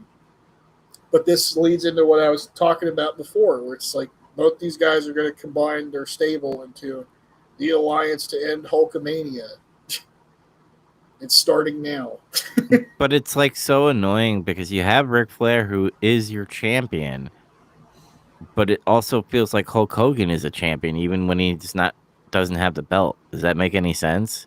It does. And then you have Uncle Eric on commentary saying he's the uncrowned king of wrestling. He's the uncrowned champion. Mm-hmm. Even though Macho Man's the one that's getting a title shot next. Yeah. So whatever. I don't know. There's still going to be this period of like creative meandering for a while, probably for like the next 4-5 months, I guess, until Scott Hall shows up. I feel like I think this show was fairly solid. It's just the main event was a little bit of a letdown. Yeah. It wasn't bad, but it wasn't good either. Mm-hmm. And I don't get this weird angle, like the stuff they're doing. We just talked about that. And the Sting Luger Friends stuff is like exhausting. It's been going on since September. Yep. And it's like now I guess they're setting it up where it's like, is Luger going to betray Sting? That's like what it looks like now. I think if this didn't have good wrestling in this episode, it would probably hurt bad because if they had like a lot of squash matches and like promos that would probably be more of the, hey, I'm your friend, I'm not your friend, or other stuff that's happening WCW where Hulkamania is the cancer to this locker room from the Dungeon of Doom, and they're trying to save wrestling. It's like it's so stupid, but the match has saved this show. And I gave it a 6.9 out of 10. I gave this show a 6.1 out of 10. I was a little less generous. The first match I kind of put over a lot, so I had to like bring up the average a little bit. Yeah, that's true. That's true. I guess that's your Uncle Chris curve. Saved the show more. I mean, it's still like an okay show, and I agree with you because if the match quality wasn't as good right now, their promos and their angles aren't fucking helping any at the moment. I think they have a pretty good segment on the next episode, but like that's the next one. Yep. Also, the TV rating for this episode was 2.8. It went up from 2.5 last week. That's interesting. Maybe because of the matches that were advertised that probably brought people. I think so. It's going to be more interesting when we get to the 15th, what happens with the ratings there. Yeah. But now we're in WWF Monday Night Raw on January 8th, 1996. And we're with Vince and Jerry Lawler. And I didn't write down where they were this time. Where were they in this episode? Oh, hell, I don't remember. I usually don't write that down. I don't remember either. Yeah, I didn't even write it. Maybe because of the first match. They were somewhere. Yeah. But, yeah, we're going to hear about Shawn Michaels' announcement. We're going to see Goldust in action. We're going to find out who the new $1 million champion is. Mm-hmm. We're going to hear from Scheme G to Billionaire Ted. Mm. And I misunderstood this, but they said we're going to see Bret Hart versus Davey Boy in action tonight. And I'm like, they're having a rematch? No. It's a rerun. I was excited at first. Like, oh, man, cool. And then it's like, no. But, yeah, they replay the match, spoilers, from In Your House. And I'm like, well, I guess that is a match worth replaying on TV for people that didn't get to see it because it was great. Mm-hmm. But it still kind of sucks from our perspective right now. Yeah. You know, because if you were back then, if you were a kid, you couldn't watch the pay-per-view or something, or like if you didn't have the money or whatever the fuck, or you couldn't watch it, but you'd catch Raw, that's good for people. Mm-hmm. So I can't complain about it too much. Yeah. But the first match is Hakushi versus Jeff Jarrett, and I was like, okay. Yeah, I was like, that combination. I was like, what? And I was like, all right, we're getting to this match. And this was a showcase match, right? Like they're showcasing Double J again. I think kind of, but like Hakushi got more offense, I think, than what you would typically think of for that kind of a match. I didn't rate it very high though, like if you want to know, because it was like I didn't write too much about this. I said it was okay, nothing too great though. Mm-hmm. Hakushi did some of his high-flying, flashy stuff. Double J tried to ground Hakushi and beat him down. That's like mostly what they were doing. Yeah. Hakushi went for like some kind of top rope move, but Double J got his knees up and he put the figure 4 in and submitted him. I didn't write much about this one because I just didn't feel like they had a lot of chemistry together. For some reason, they didn't gel that good. Mm-hmm. But it wasn't like bad or anything. It's just, I don't know, these guys don't really fit together. Yeah. I wrote showcase for Jeff Jarrett, but I kind of like it was average if I had to put a number on it. So I guess I'd be like a 5 out of 10. I gave it like a 5.7. Mm-hmm. Because some of the stuff Jeff Jarrett does is good. Some of the stuff Hakushi does is good. It's just, it's not like when Hakushi fights Bret Hart. It's not like that. Yeah. And then we go backstage with the weird Doc Hendricks center for Slam Jam. But JR's there instead. They're hyping the Royal Rumble. They're hyping the Rumble, and then they hype. I wouldn't say hype, but they scheme Dean is there. I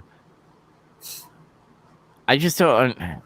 It's so fucking like weird, but I guess that's like both of their humors. Like Uncle Eric is very like subtle, be like, remember that Titanic Sports pay-per-view, and then Vince is doing like, hey, all you old fucks that are my stooges in the office, do you want to do like a funny skit? And it's like, boom, there's your skit. You know what's funny though is I remember Razor Ramon was the one that originally called Mean Gene Scheme Gene. Oh, really? Back when he was like first there, and like when Mean Gene was still there while Razor was there, Mm-hmm. he just called him that one time. I don't know if that was his idea or not. It might have been, but yeah. Yeah. It's funny though. But they're telling us some of the people that's going to be in the Rumble, like Doug Gilbert from the USWA, and I'm like, okay. Henry Godwin, Margie Day, Jake Roberts, which that is a surprise, really. Mm-hmm. Comma, and Vader. And then we get like another Vader hype package. They're hyping Vader for the Royal Rumble, is what they're doing. And then they pitched to Scheme Gene, and I didn't get the joke at first. It wasn't until the second time when he came on, where he was like, I got something, but I can't give it to you now. I'll give it to you later. And I'm like, okay. Did you get it at first, or did you not get it until the second time? I didn't get it at all. Okay, I'll tell you when we get there. Okay. Because I genuinely was like, why is this supposed to be funny? I don't get it. Mm-hmm. It doesn't really make it any funnier when you figure it out. But when you understand it, you're like, oh, I see. Okay. Then you get Ahmed Johnson versus Jeff Gretler. Why is he wearing the Abdullah the Butcher pants? It's like those style pants, those baggy pants, but the pattern with the print on it's insane. Mm-hmm. It's like he's wearing a bowl of potpourri or something. It's just weird. What did you think of the squash? I thought it was funny. I liked it. Yeah. The spine buster and the Pearl River plunge finish was good. And they're like doing this like angle with him and Jeff Jarrett still. Where he had they're still doing that. Was smashing the guitar and stuff. My favorite thing about this is I was telling you guys before, I'm like, when you see Ahmed Johnson, he starts squashing these fucking jobbers, it's like those guys are probably getting hurt, but it's so entertaining to watch it happen. Yep. When he opened the match and he hit a giant ass Tazplex out of nowhere on that guy. Mm-hmm. Like I didn't expect him to open with that move. He did a Tazplex. He fucking snapped that dude so fucking quick.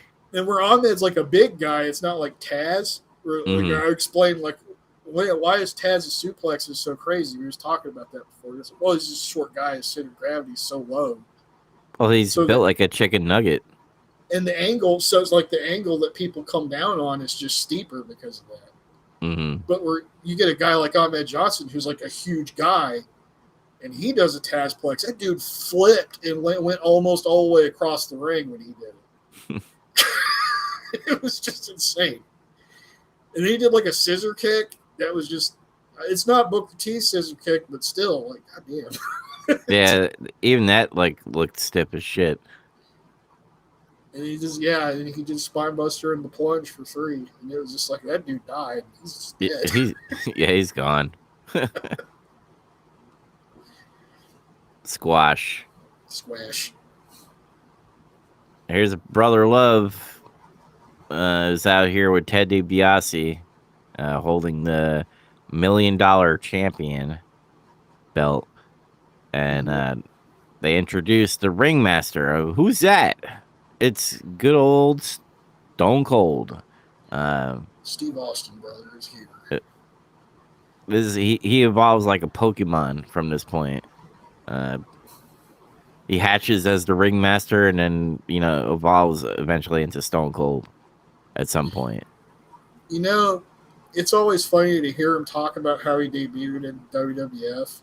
Mm-hmm. He's like, They made me do the ringmaster, and it was the shits, and I didn't get it and everything. And like, I try to keep an open mind when I see all this stuff again, you know, because I remember when he debuted, but my impression was like, because I don't remember, I didn't see Steve Austin in WCW or anything. I don't remember that. Mm. So this was really like the first time I actually saw him when I was younger. And I was just like, who is this guy? And then I watched him wrestle, and I'm like, I guess he's pretty good, but like, I don't know what he's supposed to be. Not like, it wasn't like I was buying into the gimmicks back then, where it's like everybody has to be a plumber or a clown or a fucking garbage man or something. Mm-hmm. It was literally like, I don't get what the ringmaster is. Like, what is he about? What does he do? And that's what Steve Austin's talking about, where he's like, I don't know what the hell the ringmaster is supposed to be. That's what he means. I just think Vince is like, you're a master of the ring. The ringmaster. That's literally what it was. Because I've heard it explained by Jim Cornette and some other people, as JR, I think.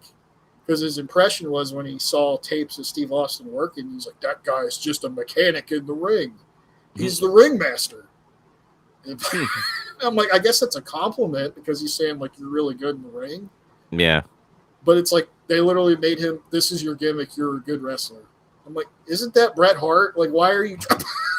You've already got a guy that's like his thing. Mm-hmm. And he just looks so weird. Like, he's still trying to hold on to his hair. Like, it's obviously receding badly. And, you know, instead of where he becomes bald, like really bald, he's like still hanging on, and it's like, you're the ringmaster. Yeah, he's got like this, it's almost beyond a buzz cut, just about. So he looks weird because, yeah, he doesn't have the goatee yet or anything, and he's lost all his hair now. Mm-hmm. But it's fine. We know it's Steve Austin, and you can definitely tell when he starts talking.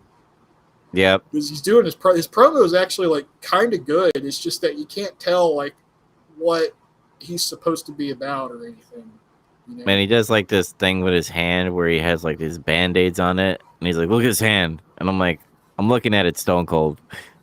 He's like, look at this, and he puts his hand up, and he's like, first he tells the cameraman, zoom out, Mr. TV cameraman, and then like he zooms out, and then he's like, he puts his hand up, he's like, look at this, and he makes him zoom in on the hand. He goes, I want you to put your hand up on the television screen right now and put your hand there and realize that you're touching with somebody who's destined for greatness. And I'm like, okay, that's kind of cool. Mm-hmm. It's like the heel version of the Dusty promo where he's like, I want you to reach your hand out right now. Oh, yeah, touch that's me. that's what I thought was going on, because he was like on the Brother Love show, and he's like, oh, praise the Lord, and all that stuff. Like, I thought that's what he was trying to do. He's like, I need you to put the hand to the screen so you could feel the Lord. And he's like, no, just so you could touch greatness. He just wanted everybody to touch greatness. And yeah. But he says he's like going to be in the Royal Rumble, and he wants to win the WWF title, but he's like, but it's nothing compared to the $1 million title. Mm-hmm.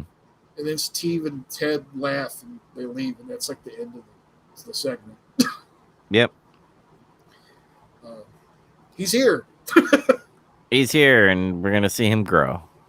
Yeah, we just have to deal with Ringmaster for like 3-4 months, something like that. It doesn't last long, thankfully. Mm-hmm. We also get to see King of the Ring, where Austin 316 just said, I whipped your ass.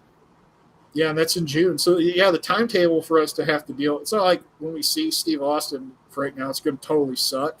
Mm-hmm. It's just going to be like, there's no gimmick. He's just having these matches, and he's like good in them, and he'll probably do promos, and it's like they're good because he's talking. There's just no sauce, you know? Mm-hmm. We also got brief comments from Earl Hebner talking about the In Your House main event. Like, I guess they were asking, like, why didn't you stop the match? And he's like, because Brett kept responding even though he had heavy blood loss. I'm like, okay. Yeah, I just kept on asking him if I get 1, 2, and he's like, "Oh, he's good," and that's it. How, That's it. how many fingers am I holding up? And he kept telling me, and I kept asking if he was okay, and he kept responding. I'm like, all right. I hate when Vince does that because it's kind of like he's like, I don't like this blood shit. I have to like cover it up. I gotta like kayfabe it somehow. And he's like, all right, Hebner, tell him why you allowed the match to happen, even though there was fucking so much blood on the fucking ground. And he's like, I don't know, man. Dude, he said it was okay. Couldn't end the match that way. And I'm like, okay, we don't need to see this. This may be the beginning of building the Earl Hebner lore. You know what I'm talking about? Where it's like Earl Hebner kind of they build this reputation where like Earl Hebner is the lead referee at WWF, Hmm. and he has more authority than the other ones. And typically, if he's refereeing a main event match or some important match, Hmm. he'll let some things go more often than other referees will. So what you're telling me is Earl Hebner is the patsy for Survivor Series. He's the scapegoat. I mean, that kind of leads into it later, sure. Yeah. But I like to think now in retrospect, this is the beginning of the Earl Hebner war. Like, this is the head referee that has the more authority, and he'll more quickly throw guys out that are screwing around, or he'll let guys cheat maybe a little more.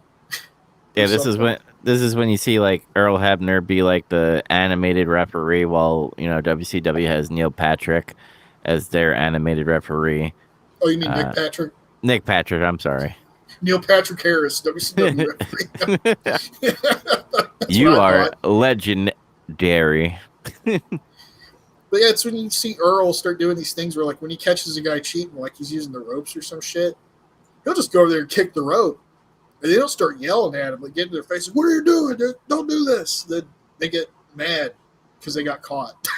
Yeah, he also does the thing like when the wrestlers start pushing him, and he does the me, I'm Pushes him so back. mean, and he like starts pushing him back and stuff.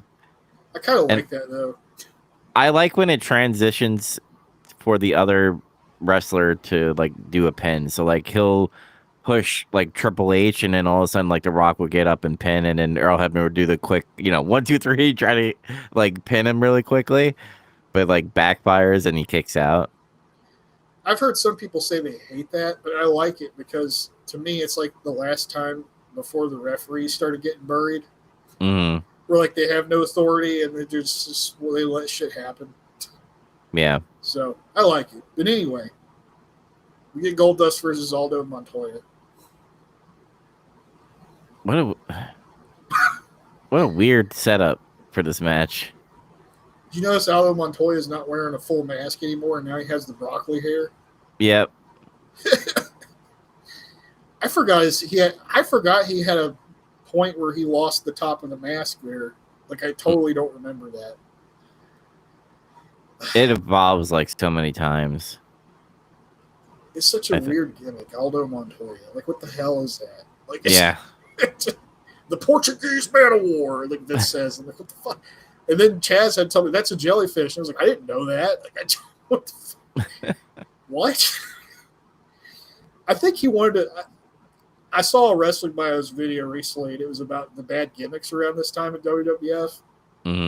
And you know how like Al Snow was Avatar? Remember when we saw that? Yeah.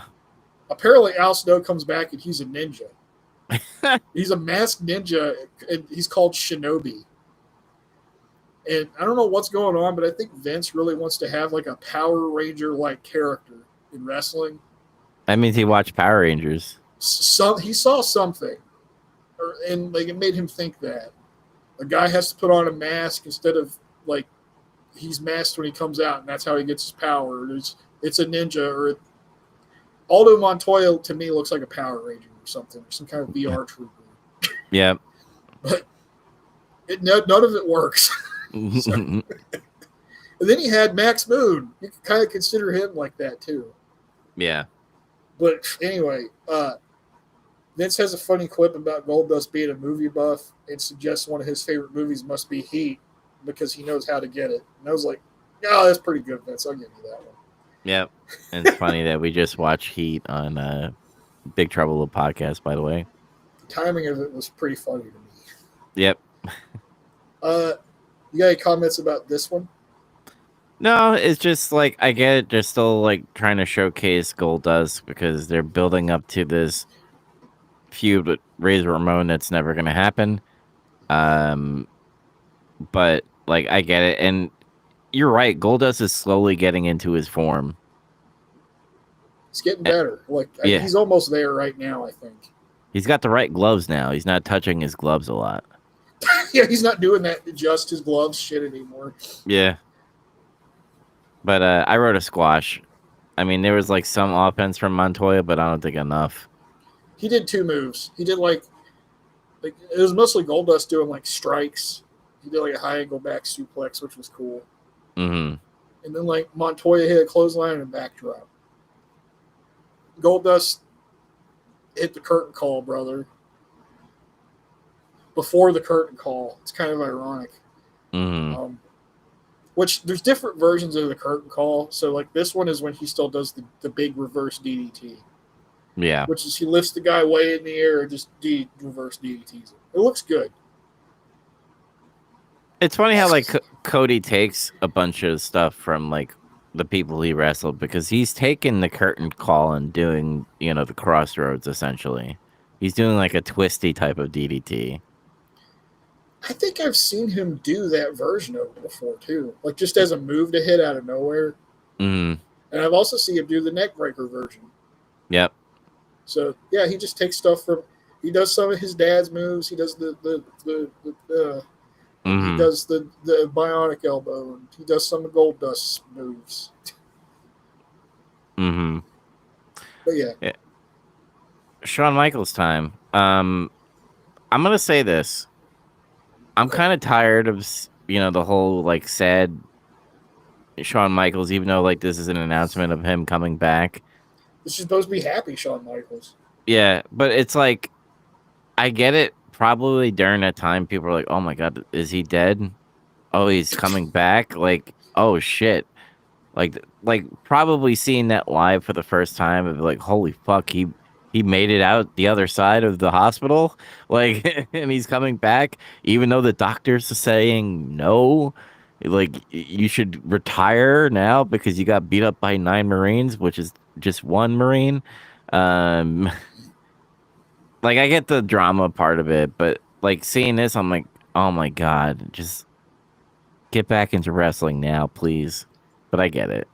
Here's my thing about it is, I think this is where Vince starts screwing up with Shawn Michaels.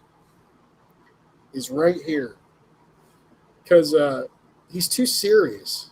Mm. He's like super somber. It's like you said, he's like sad Shawn Michaels. Like when I lost my smile, Shawn Michaels.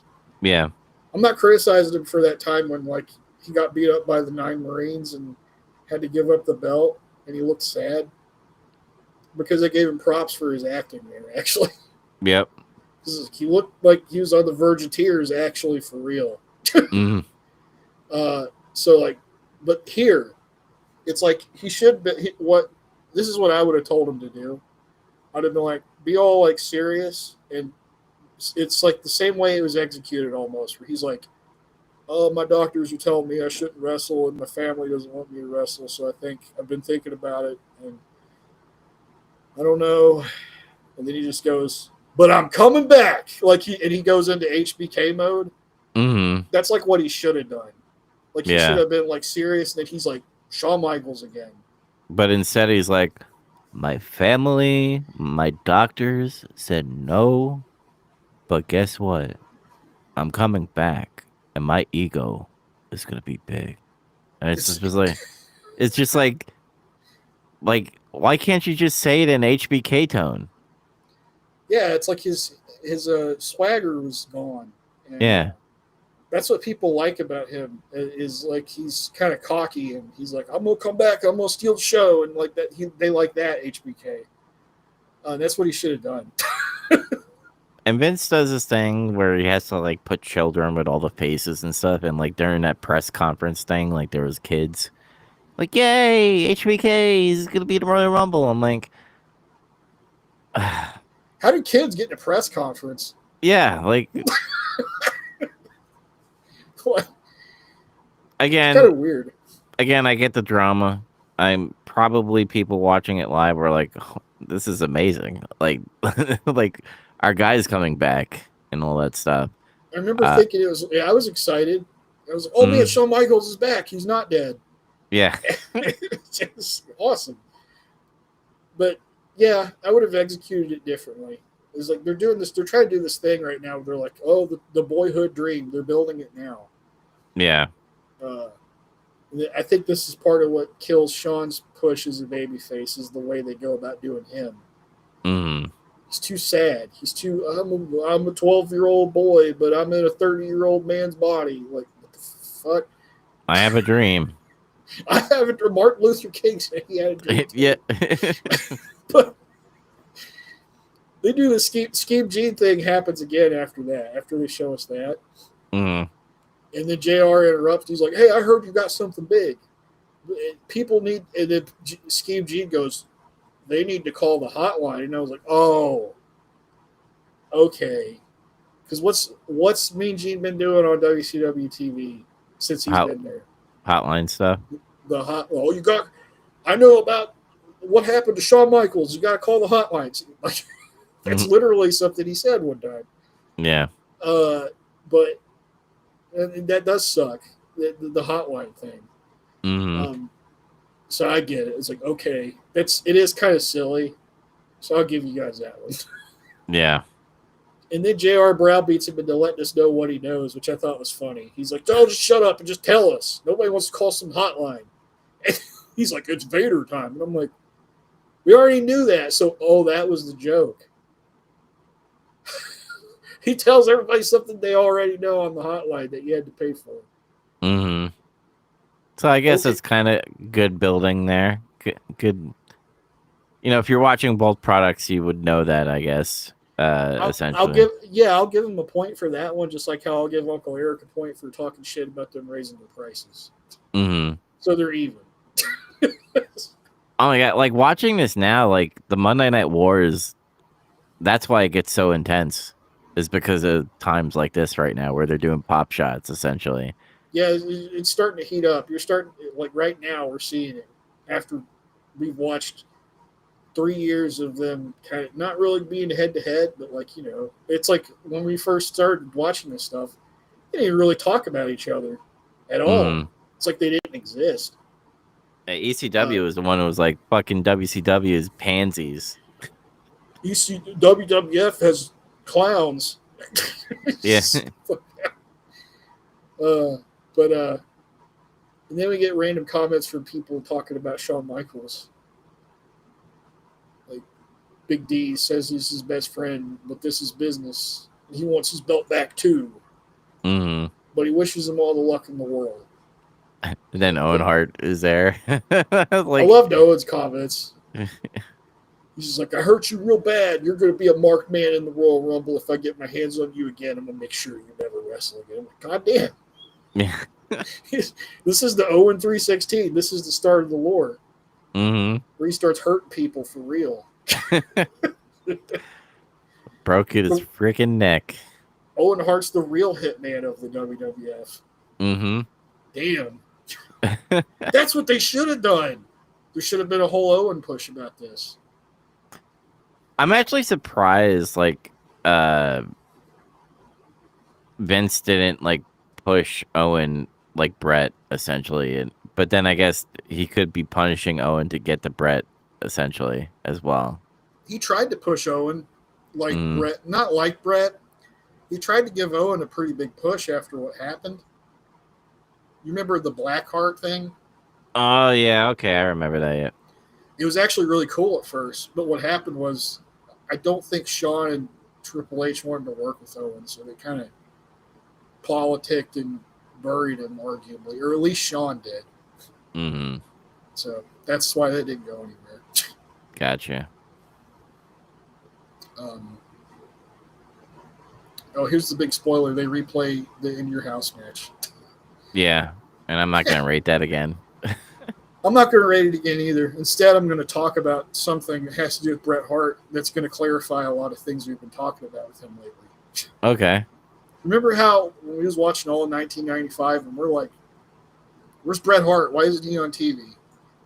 Why is he not here? Why was he not advertised for this? I finally remembered why. Because in 95 he went to go do that TV show Lonesome Dove. Oh. I forgot he was doing that.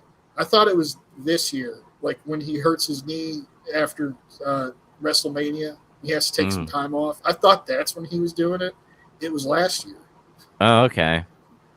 And the whole reason why he did it was because I remembered in his book when I was reading about it, he was saying like he realized, oh, I'm getting de-emphasized and I'm not being prominently featured anymore. And he kind of took this opportunity to be like, well, you know what? I think I want to do some other things outside of wrestling if they're not going to feature me as heavily. That's when he decided to go do TV. And Vince was like, okay, pal. That's why Bret's not on there as much. And that makes sense. Yeah. I think his philosophy about it was like, well, I could stay off TV and not have to be stuck in the mid-card so much so people don't think about me as a mid-card wrestler. And I think he was probably right to do that. And I'm guessing probably Vince probably called him and he's like, hey, man, come back, please, because this Diesel face is not working and all the injuries that were happening because Mabel was sitting on people. So, like, I could totally see Vince being like, Brett, can you please come back and I'll feature you? And that's why we saw the weird him hanging around in the background type of thing going on. Yeah. Thank God he didn't have to work with Mabel. Oh, yeah, shit. God damn. Yeah. We get comments from Paul Bearer and Undertaker after the replay, though. And Paul's like, the creatures of the night have been, he's been asking for the Undertaker to get a title shot. You know, It's finally happening. Oh, yes. Yep. And then Undertaker puts Bret Hart over. He's like, you've been a grand and glorious champion, but it's out of your hands now. It's like the creatures of the night have spoken and I will deliver. Pretty good. Yep. And then the billionaire Ted segment where they jokingly do the where the little boys play, and then they get to where the big boys play, and then they're making fun of the slogan. And then they make some kind of pot shot about steroids or something. Yeah. And that was like, seriously, I think not the only guy, but the only guy I think you prominently see on the show that's like, oh yeah, he's on the gas as Lex Luger. I think it's just him. But Bagwell's probably on the gas too. But yep. There's probably a few other guys, but whatever. You know what's funny is it took me a couple times to see these segments, and I realized somebody is in these that I didn't know was in them before. Who was it? One of billionaire Ted's stooges at the table. I saw Vince Russo. It was Vince Russo, and I had to watch a couple of these. The second time his New York bro shit came through, and I was like, "Oh no, it's him." He's in these segments. You know what? He probably came up with this. I think you're probably right. He probably had a hand in it some way. I don't know if he did or not, but it just comes off that way. At least it seems like something he would do. I could totally see him coming up to Vince like, Vince, bro, I have an idea. Why don't we just get, the old farts and the the production team here, and we do a skit, a WCW, bro. I think it'll be hilarious, bro. And Vince is like, okay, pal. Okay, pal. You do it. You do all the work. And then the Scheme Gene is like fucking blackface. That bald cap, whatever, that looked terrible. Yeah. I remember the first time you see him, he has like that scraggly hair on top. And then the second time you see him, they get rid of it, which I think is funny. They must have realized how shit it looked. Mm. I thought this show was kind of blah. You know, Yeah. there was one okay match, and then some decent squashes, but not that much in terms of good promos or segments. But at least it wasn't Raw Bowl. Yeah, I do agree with that. What'd you give it? Yeah, like a 5.5. I gave it a 5.2 out of 10. Okay. It's I my was just WWF curve. Yeah. I was just like, I don't know. It was just very bland. I'm not insulted, but like at the same time, I'm just like, I could live without this episode if I had to. Usually, if they're in the 5 range, you definitely could. They're skippable to me. Mm-hmm. You know, it'd be like that sometimes. The TV rating was 3.0 for this one, though, which is weird. Yeah, that is weird. I don't understand it. But when we talk about the ratings next week, you're going to understand that. Mm. All right. So now we go back to WCW Monday Nitro. We're in January 15th, 1996, and we're in Miami, Florida.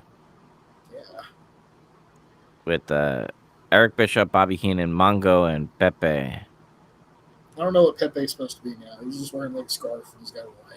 Yeah, they didn't really like explain because usually they'll be like, "What is Pepe wearing?" And he'll like have a like explanation. They kind of just had him there and didn't say anything. There was no gimmick to Pepe this time. He was just wearing clothes. Yeah, because usually when they say this match is going to be out of this world, and he'd be like wearing an alien costume or whatever, or something like that. But yeah, there's no like theme essentially. Was there anything said before we get into the first match? Because all I have is we go straight into Lex Luger versus Randy Savage. They basically like hype the whole show. It was like we're getting Macho Man versus Luger, that's the match that's getting ready to happen. Sting versus Flair for the world title. I'm like, okay, cool. Hulk Hogan versus a Dungeon of Doom member, and I was like, oh, okay. And then they say Macho Man is the number 1 contender for the world title and will face the winner of Sting Flair. And I'm like, all right, okay. That's pretty much it. Mm-hmm. And they also advertise that the 4 Horsemen and Dungeon of Doom are supposed to duke it out, essentially. Yeah. Which we'll get into what actually happens. But Lex Luger versus Randy Savage, because, you know, we haven't seen this match before. This is the 4th time. They make sure to let us know that. Yeah. Lex does a nice heel trick in the opening of the match, though. He goes out. He's like out in the floor, and he grabs like a chair, and he throws it in the ring. And of course, Savage grabs the chair and is gonna like swing it at him. But the referee, Nick Patrick, he stops him, and he takes the chair away from him. Mm-hmm. This gives Lex an opportunity to take a cheap shot on Savage because he's busy. He's preoccupied. Yep. And I was like, all right, that was a good opening. I like that. And then like he throws Savage over the rope out into the floor while Nick Patrick's busy getting rid of the chair. So like he did 2 dirty things to him and like got away with it. Mm-hmm. Good heel psychology. Yep. This is like there's not a lot to say about this one. It's back and forth between both guys for the most part. Each one has a little bit of control before the other one takes over. Mm-hmm. Savage hit Luger with a hot shot, and he goes to the top rope to do an elbow drop, but Luger gets out of the way, and Savage crashes and burns. And then while he's like, he's like getting up, he's like holding his arms because his arm's still fucked up. This is like the DDP ribs thing. Luger puts him in the torture rack and he submits, which I didn't expect. I was like, oh, he just gave up. Yep. And the commentary team lets us know Luger's beaten Savage 4 times in a row now. He's got his number. And he still has no title yet, which will eventually he'll get, but it's just like Lex is getting all these like good wins. And he's just again in stagnation. I think Lex Luger is the real uncrowned world champion in WCW. Yep. Not Hogan. I give it 5.7. It was decent for what it was, but not great or anything. I give it a 5.5 out of 10. I was like, it's pretty average, but it had some good moments. Yeah. I like the creative spots guys are coming up with when they start matches or something. Or it's like stuff you don't really see that much anymore. Mm. Like, you don't see a guy coming up with this idea today where it's like, I'm going to fucking throw a chair in the ring and have everything get fucked up so I can take like cheap shots and get away with it. You don't see that. I think you're right. I think MMA culture ruins shit because you don't. I mean, MJF kind of does like the heel stuff in a way where he like does it. Yeah, and some WWE wrestlers do that. But vastly, a lot of them like to do this, like, oh, I want them to introduce my name and be all epic and stuff and get into a fight. It's like, bro, like, you're a heel in their face. Just do heel shit to fucking Pearl Harbor the dude. Like, take your robe and throw it at them and do a drop kick and kick him while your jacket is in between you and your opponent. Like, I want that to be back. I'm tired of the whole, like, and they're slow. Triple H is slowly like transitioning the belts, but the thing what I usually hated about WWE belts is they all were like UFC belts. They had to have their logos in there, and it's like, look at me, I'm a UFC or a WWE champ, and it's this W, and it's just a square, and it's like it's so lame like that. Yeah, the two titles that have the W still, they're lame. Yeah, there needs to be character in everything, and there needs to be character within the belts itself. Like what was so cool about back then is all the belts had their unique design to it, Mm-hmm. and even with wrestlers, they had their own unique style. I mean, look at Lance Storm, look at fucking Dean Malenko, look at Chris Benoit. Like, they all had a special technique wrestling, and it all had some type of heel to it where you're like, that was pretty unique on how they fucking attacked their, opponent early. Now they just have to be like, I'm facing this guy, and I'm going to be a superhero. And it's very superhero-y, and it's, like, so stupid. Or they have to be badasses. Like, they can't, some of this is that unwillingness to look weak. In modern wrestling, like, nobody wants to look like a coward. Nobody wants to look weak, even though they're a heel. Yeah. Luger is a huge guy who's like could be Mr. Universe or some shit. He did dirty shit to beat Macho Man. Mm-hmm. Like, legitimately, if you looked at those two guys and you said, "Who do you think will win that fight?" You think it would be Lex Luger. Yeah. But you saw what he did. Mm-hmm. And I think it's some of that too. The psychology of like, I can't look weak. I don't want to look like a bitch. I got to be a cool heel. To me, the only guy that can get away with being like that right now is Gunther. Mm-hmm. Gunther's the heel that doesn't cheat because he doesn't have to cheat because he'll whip your ass. He's like the only guy that should be like that. Hey, he's like Bison. He's M. Bison. Not everybody can be Gunther. Sorry. Yep. But anyway, we get to the segment, right? Where they advertise, we're going to have 4 Horsemen versus the Dungeon of Doom. And they were all like, oh, that's going to be crazy. Let them all fight each other. And then Hulk Hogan will come and pretty much take up all the scraps. And then they all come out, like everybody. All the 4 Horsemen and all the fucking Dungeon of Doom. And they're like, well, what's happening here? And pretty much they grab Okerlund and force him to come to the ring too. Yeah. And pretty much they're on the same team essentially. And they did this whole like jerking off each other where like Arn Anderson like, oh, we're a business and we have business likes and we respect each other. That's my Arn Anderson, by the way. Well, I'll tell you what. And then like Sullivan doing his Boston accent, he's like, I respect you, Ric Flair, the 12-time champion, and I don't like this motherfucker right here, essentially, and he points to Pillman. And Pillman's acting all surprised, like, well, what the fuck? Like, I thought we're all friends here. What did I do? Yeah.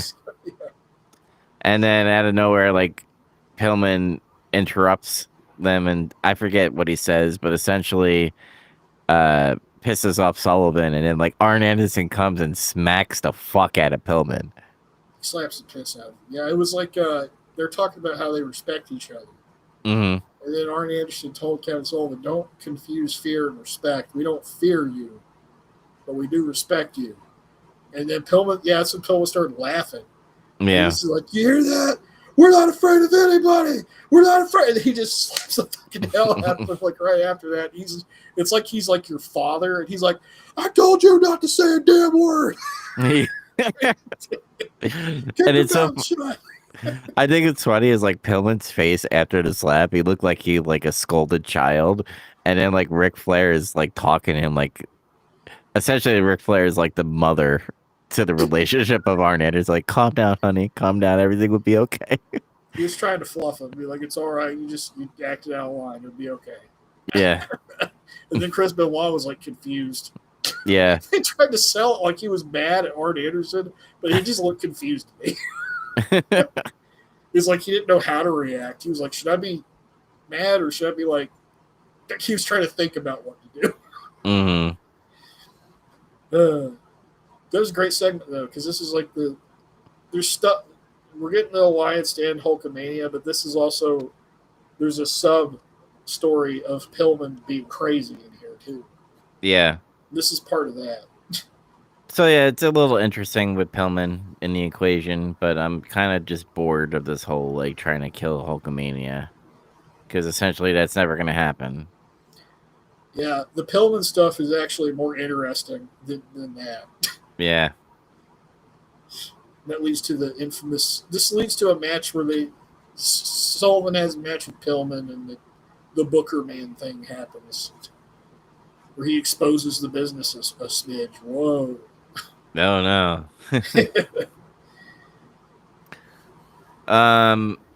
So Public Enemy's here.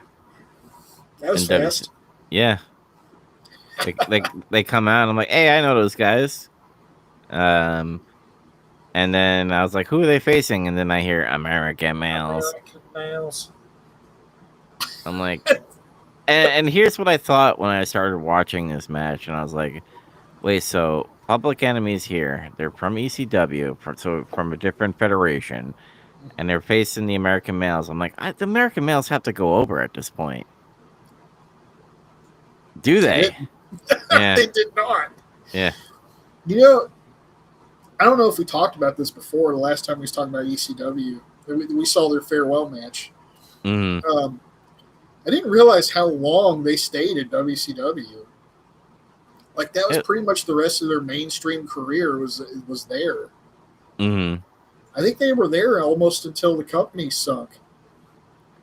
I think they showed up for like a couple of matches in WWE when the invasion angle happened, but it was all like, I don't know. Maybe I'm wrong. Maybe I'm kind of mixing things up. I guess I don't know, but I always thought Public Enemy like faced like one of the extreme tag teams that were happening in the early 2000s. But I may be wrong. So, okay. They were in WCW from 96 to 98, so I was wrong about that. Okay. They did come back to ECW in 99, Mm-hmm. and they were crossing over with WWF. Okay. And then they went back to WCW towards the end of 99, I guess. So you were technically still right. Yeah. And then, like, they came back one more time for ECW, and they were on TNN. Mm-hmm. So they were kind of like crisscrossing, but they spent the most sustained time, I guess, in ECW and then WCW. They're the Hardy Brothers of that era, where they went through like every fucking establishment. I guess so, yeah. This was a weird match to me, though. Uh, It didn't feel good. It felt like they were still wrestling like ECW, because if you notice, the first thing they do is they go outside the ring.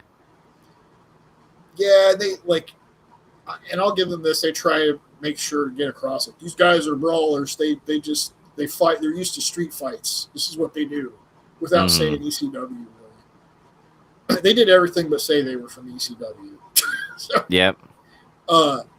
but they're not bad wrestlers because we know they can do stuff. We've seen it. Mhm. But it's like, I think the problem is they're not in that environment anymore, and they're wrestling like these guys who's like, I'm not sure if Scotty Riggs is a good wrestler or not. I can't tell yet. You know, Yeah, I can't Bag- tell either.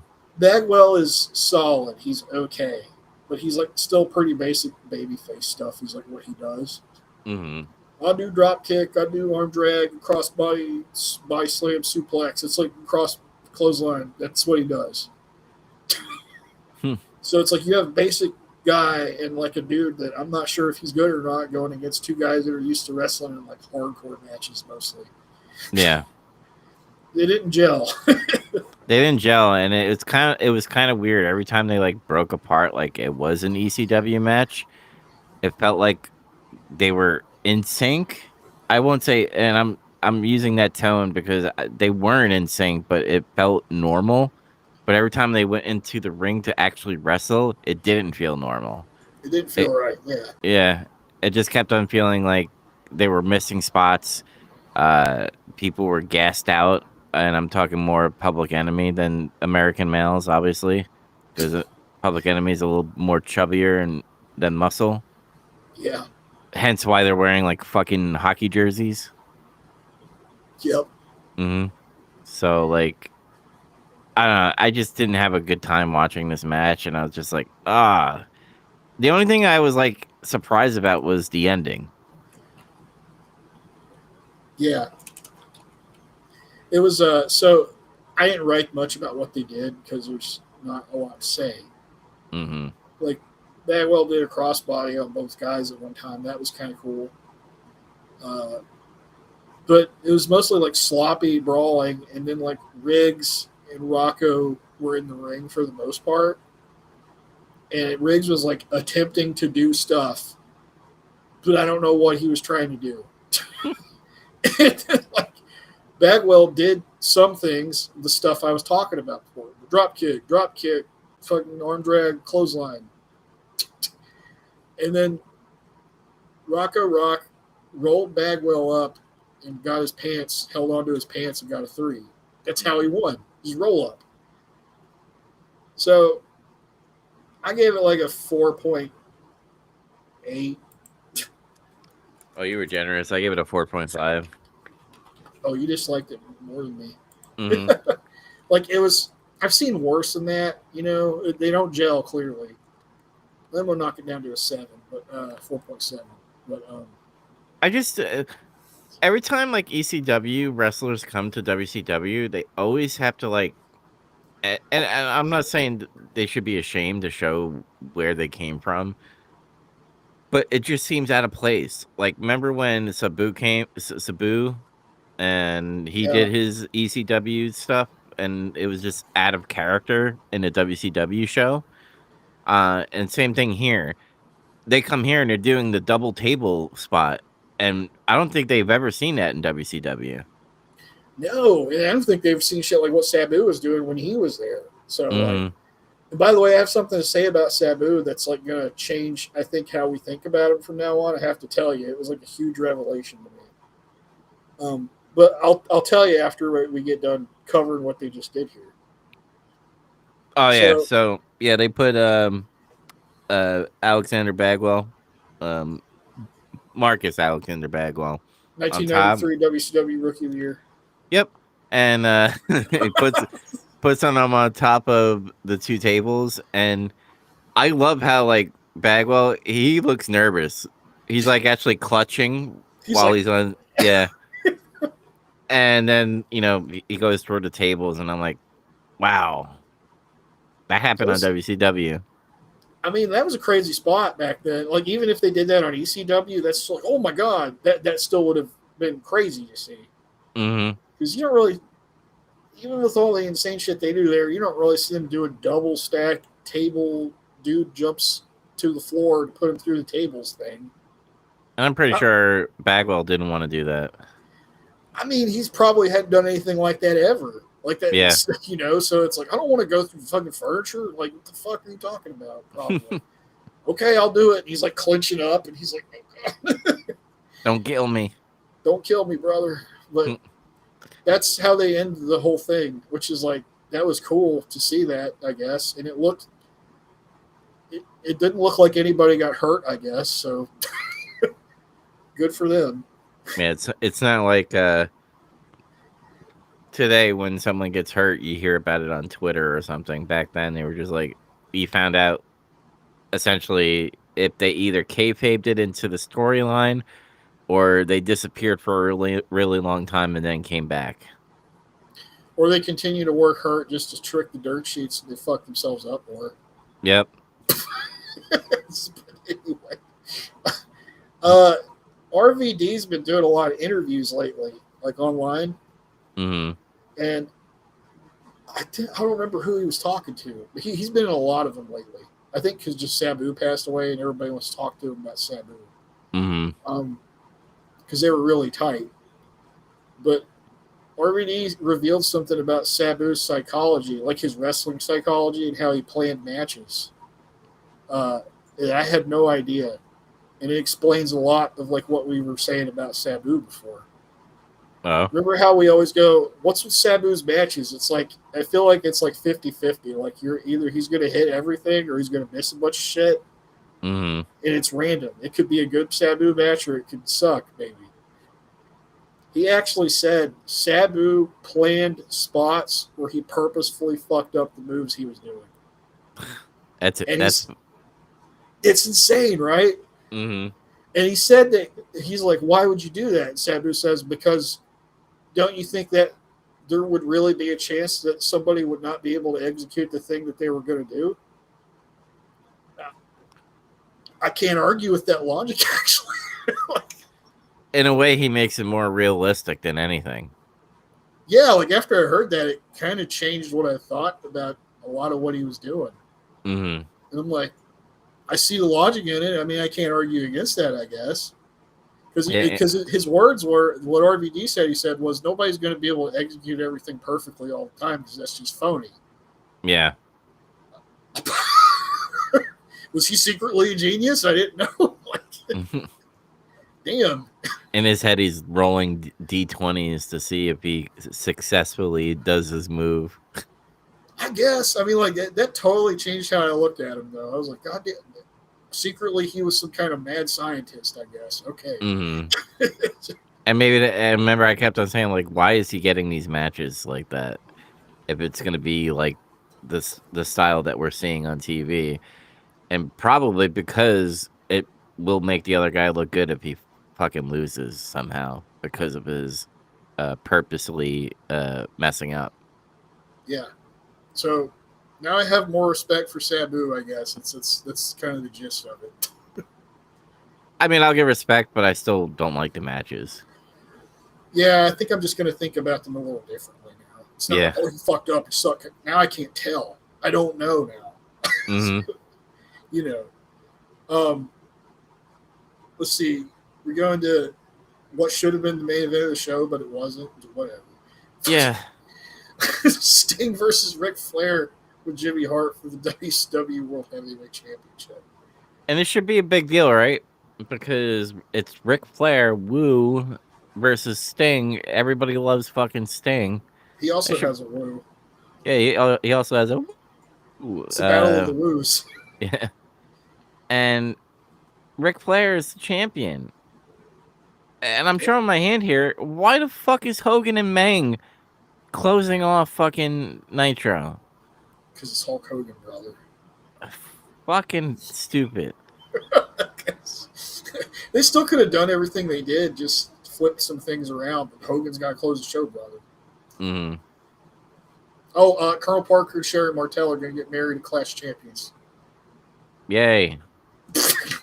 I'm like, it's still going on. Mm-hmm. Lord, we'll cover it. Indeed, we will. I don't have a lot to say about this one either because it goes into what I was saying earlier. When Sting and Flair have a match, there's a kind of familiarity. You're like, this is going to be good. And you don't really have to go into great detail to explain what they do because they have a kind of match that they have with each other every time they have a match. You know, you could literally close your eyes and say, like, what happens. Be like, all right, Ric Flair is going to get an early lead where Sting is struggling throughout the whole match. A figure four is locked in like a million times. Eventually, Sting turns it over and applies the pet pressure back on Ric Flair. And then Sting starts to sting out and does his splashing on the turnbuckles. And then Ric Flair comes back, does some dirty moves here and there. Like, you could literally say all that stuff, and even if they don't do in that order that I just said, they will do it. They will mix up the stuff. So they might have like Ric Flair is losing in the beginning, and then Sting's does his stinger splash stuff, but it's all their greatest hits just randomly done at different times. Sometimes they don't even do some of the spots you said. Like there was no figure four struggle this time at all. Mm-hmm. But there's still like Sting press slams Ric Flair a lot usually. That's something that happens. Yeah. I think it's just because Ric Flair likes doing that spot. Yeah, I think he has fun. He's like, you press slam me like 4 times in this match. Some shit. It'd be really funny if like we have a really close up microphone of what Ric Flair is saying while he's getting military pressed. Woo! And he like woos into the slam. I know for a fact Flair has certain things he likes to do with certain guys, depending on like who it is and what's going on. Mm-hmm. When he's with Ricky Steamboat or somebody else that can wrestle a really long time, what he likes to do is that double bridge spot. You know, where they try to like they stand up from a position where they tried to like backslide each other and it doesn't work. Mm-hmm. He likes to do that with Steamboat. With Sting, his thing is he likes Sting throw him around a lot because he's crazy, I guess. But they're fun to watch though, and I love it when Flair just goes no every time. Sting's got the upper hand on him. Yep. And I love Flair's taser cell when Sting superplexes him. It's fun. It's hilarious. Sting superplex Flair, and it's like it's not overselling a superplex, but like at the same time, it's almost too much. He's like flopping around like a fish and shit. And then Sting, at the same time, Sting sells for Flair though. Isn't that like when Flair fights Hogan, and it's like it just seems like almost nothing Flair does to Hogan phases him. Mm-hmm. This is why it's like I complain about. God damn it, I hate when Hogan does the Hulk up. He kills a finish or something. Well, Sting does. He has no sell spots too, but I don't hate when he does it. Mm-hmm. But it's different the way that it's executed. Yeah. Because it's like, okay, an early part of the match, Flair might chop Sting a couple times, and he just goes, ah! He like flexes at him, and Flair goes, no! But it's the beginning. Like with Hulk Hogan, like Stone Cold could literally put him in like 3 stunners, and he would just go and do his no and all that stuff. And I get it; it gets the pop from the people during that time that love Hulk Hogan, and that's his shtick. But at the same time, you're no selling someone's finisher. Yeah, Austin probably never wanted. He's like, nobody's gonna no sell like fucking shit I do, and I don't blame him. Mm-hmm. Because he's a top star, like, Yeah. But, like, at the same time, later in a match, Sting will no sell again, but it's like he got his second win. And it doesn't last long. It's not like Sting totally takes the match over if he does a no sell spot later. And most of the time, he gets beat up after he Hulk out, essentially. Yeah, he'll Sting out or Sting in. Does he Sting in? He's stinging, yeah. He stings in, and then, like, he'll try to do something and he'll miss. or he'll fuck up and he'll hurt himself. Or whatever. Mm-hmm. It's just better. Sting's just better than Hogan. Sorry. Yeah. Um, You have anything else to say about it? Because the ending is what intrigued me, because this is where like Lex comes back being the concerned friend, and I guess is hating Jimmy Hart. I don't know. It's kind of hard to tell what's going on with that. But yeah, I was going to just roll into the finish because there's nothing else to say. But Yeah. they have a good match until Jimmy Hart gets up on the apron and he tries to interfere. And then Lex Luger comes down there and he tries to stop him. And they're having like an argument on the apron. It's like, what are you doing? And he's like, he's my friend. I don't want you to interfere. Blah, blah. And like they're arguing. And then like Sting throws Flair in the corner near them while this is going on. And he goes to do a Stinger Splash. And it's like Luger jerks the megaphone out of Jimmy Hart's hand. And he kind of like holds it for a second. And then like when Sting's doing the Stinger Splash, he like moves his hand holding the megaphone into it. And Sting headbutts a megaphone basically. Oh, I thought it was like different. I thought like somehow he like captured the titanium steel forearm of Lex Luger while he was in that corner, and he like got knocked out. But it makes sense with the megaphone. Yeah, the commentary team was like going on about the megaphone after it happened. So maybe you just didn't catch that bit. But honestly, the titanium steel arm would have been fine too. I didn't even think about that. Yeah. Yeah, Sting was like out, and then like Flair put him in figure four, and Sting was like not responsive, and basically he called for a submission. Yep. So Flair won because of that. I guess Nick Patrick didn't see that Sting headbutted a megaphone. I thought it was a pretty good match, though. I gave it 6.7. I gave it 6.9 out of 10. I had a good time. Weird finish. And then out of nowhere, Hogan and Macho Man come in and be like, "I told you so, brother. He screwed the match for you." And then this is where like it bothers me when Sting like acts. It's so cheesy. He's like, "I need to hear from the horse's mouth. I'll be right back." And he like runs to the back. What's funny is the way they tried to sell that, which was like, it knocked Sting out, so he doesn't know what actually happened. Which is, I guess, believable, because it's like, well, he got knocked out. That's how he lost. I think because they're like, "Did you see what he did?" Like both of them were yelling at him. It's weird because like they're still rolling with this friendship angle, but like your supposed friends, which is Hulk Hogan and Macho Man, is telling you that Lex Luger is hit you in the head with the megaphone, which cost you the WCW title match. But it's like I get what they're trying to do, where they're like, I don't know, are they my best friends? But like Hogan and Macho Man come off like dicks in this segment. Because in our eyes, it looks like an accident, right? I think because of what happened with, remember when they had the whole ramp interview with Luger and Sting, and then Mean Gene was instigating. It's like a little bit. He's like, "What happened?" He asks the questions like, "Why'd you grab my arm?" I was hurt, and it's like Sting kind of acted like he didn't believe it really. But then Lex Luger MK Ultra'd him, and he forgot about it. Yeah. So, like the questionability of like what's going on there is there. The seed's planted. It's like, can you trust Lex Luger or not? And then this happens. So they're building this thing now where it's like, is Luger fucking with Sting really? Like, there's a whole question of that there now. I think it would be funny if they like ran with a clumsy storyline for Lex Luger, where he's like, "I'm fucking screwing my friend unintentionally. I didn't mean to. I was trying to save you." Like, God damn. But it'd be silly as hell, but it'd be kind of entertaining.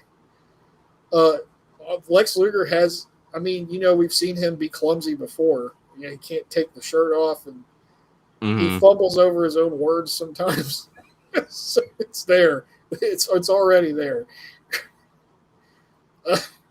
But that's like a whole like after that, Sting goes away. By the way, Mean Gene even said, "We have the footage. We can show it to you." And he didn't. He's like, "No, I'm going to go back there and talk to him." He just left. And then Hogan and Macho Man start arguing.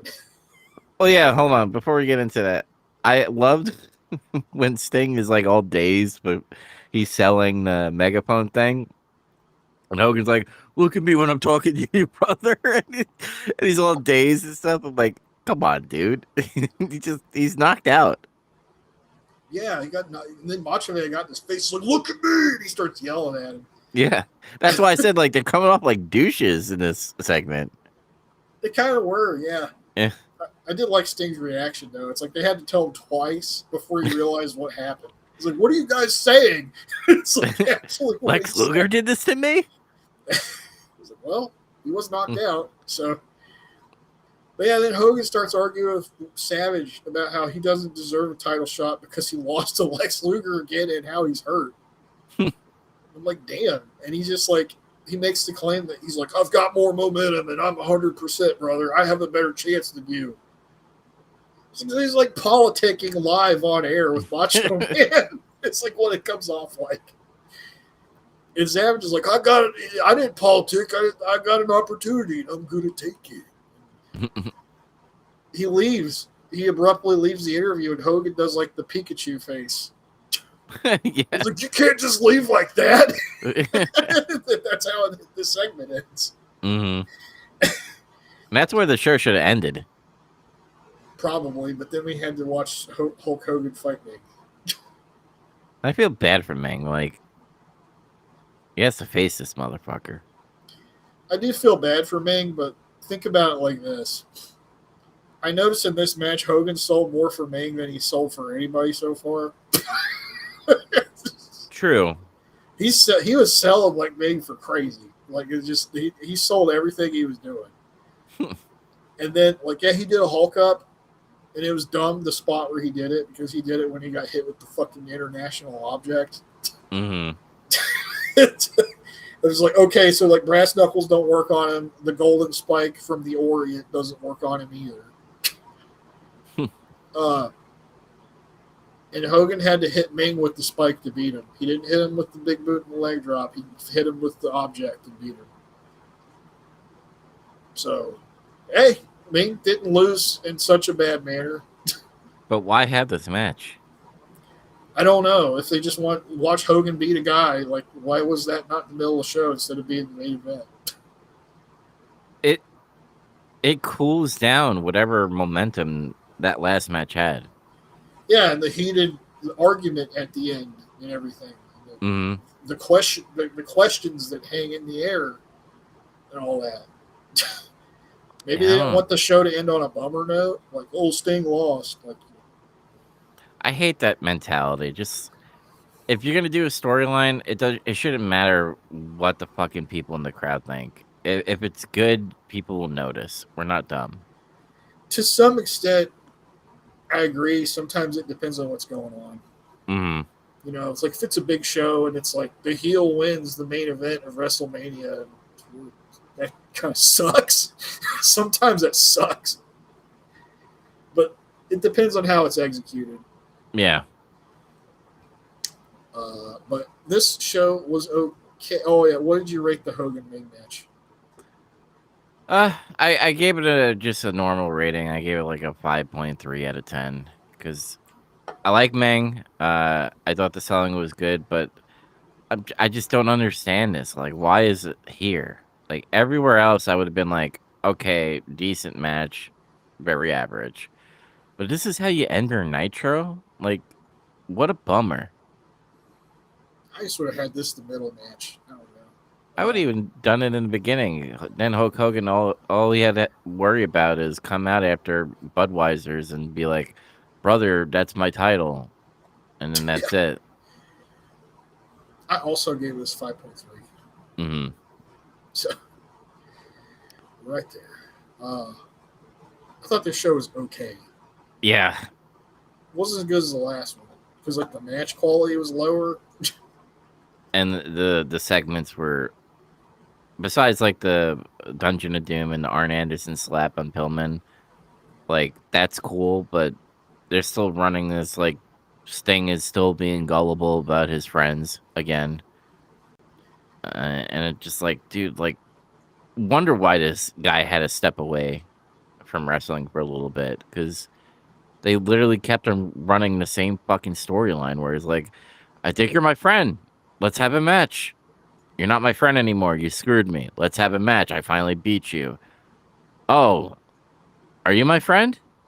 And then they do it like again and again, and I get it. I get that's why he had to get away. And I know there's probably other stuff as well, like backstage stuff. But you're starting to see like the coolness in Surfer Sting kind of like wear off a little bit. Yeah, it's wearing away. And Mhm. this is the original All Friends Wrestling, I guess. Yeah. I don't really have much else to say because you're pretty much saying the same stuff I was going to. I gave this one a 5.8. I give it a 5.6 out of 10. And get this, the TV rating for this was 3.5. What? It went up huge. I was like, I did like a double take when I saw it. I was like, what? Really? Because it's such a huge jump compared to like what everybody's been doing lately. I kind of wonder now, since that you brought that up, because they get all the buy rates before they come out. Like, they know how many tickets they sell, correct? Yeah. So I wonder if, like, and with the viewers and stuff, I wonder if, like, Hulk Hogan saw a surge in some way, and he's like, I'm going to insert myself in the main event. He's been doing that since he's been there, though. Yeah. That's like that's just his philosophy. I'm the center of attention for everything that's going on. It should be me, brother. But I'm trying to think, like, myself as a viewer, I'd be like, all right, cool. So I'm going to get to see a main event of Ric Flair versus Sting for the title. And then out of nowhere, they're just like, well, no, it's not the main event. There's still a title match, but you get Hogan versus Meng at the end. It's like, what? Yeah, I don't know. I'm kind of wondering like how that worked out exactly. Like, I would have said people saw that Raw Bowl and everybody didn't want to watch that. But last week's episode of Raw wasn't that good either. So you had two like kind of not good episodes of Raw, even though that last one got like a fucking 3 or something. Mm-hmm. Which is surprising to me, but I think that's part of what it is. People who've been watching Raw have seen like 2 kind of not good episodes in a row. Yeah. Like, it sucks, and they hear like Sting's gonna fight Ric Flair, and there's Macho Man's gonna fight Lex Luger and shit. Maybe I'll go watch this. I don't know. It's interesting, but I don't know. I'd like to see some breakdowns for it, but I guess I'd have to try to find it. Yeah. Anyway, the January 15th, 96 episode of Raw is, I don't remember where they said they were at. Did you write it down? I didn't write it down this time. They're still in the zone, wherever that place is. Yeah. They're not like announcing it. I wonder if it's like some place that they just fucking hate now and they just don't want to say it. I think they say it sometimes. It's just I never put that down, and you've done it more than me. Well, usually when I write it down, Vince goes like, "We're here in Pennsylvania," and like they didn't do it this time. Yeah, maybe some of that's at play. Mm-hmm. We get a viewer's discretion is advised warning for tonight for some reason. I'm like, what's going on? And then they say Sonny has used her influence on Gorilla Monsoon for something involving the Royal Rumble. I'm like, okay. Goldust is going to come out with his feelings about Razor Ramon. And he's going to look at Vince's dick. Okay, so it's like, okay, maybe I get why there's a viewer's discretion is advised. Mm-hmm. It's Goldust. What's funny is the Sonny thing, they didn't really explain it. It's just like you had to pick up on what the Royal Rumble card was to put it together. Because the first is like, what did she do? And it's never explained. Yeah, she just says, I like going in raw. She's like, I like it raw. And she's like she's shooting pool by herself. Mm-hmm. And she's got like a low cut shirt on. You can see her. She's leaning over the table. You're seeing the goods. Mm-hmm. I'm like, okay. I mean, it's And nice then to look at, but okay. And then she's in the bathtub later on, and she's like, I like it raw. And I'm like, We've done it for almost an entire hour. Can you believe it? That's like what she says. Like, oh, they're getting edgy. They're starting to get edgy. mm-hmm. It's happening. We're seeing the genesis, the start. We're seeing the sunny Gillicuddy days. of of the Attitude Era, I guess. Because we're getting edgy. But anyway, start with Marty Jannetty versus Owen Hart with Jim Cornette. Yeah, because they advertised it. Yeah, which I don't think we made note of that on the last one, but yeah, they advertise. They do a better job about advertising their matches usually than WCW does. Yeah.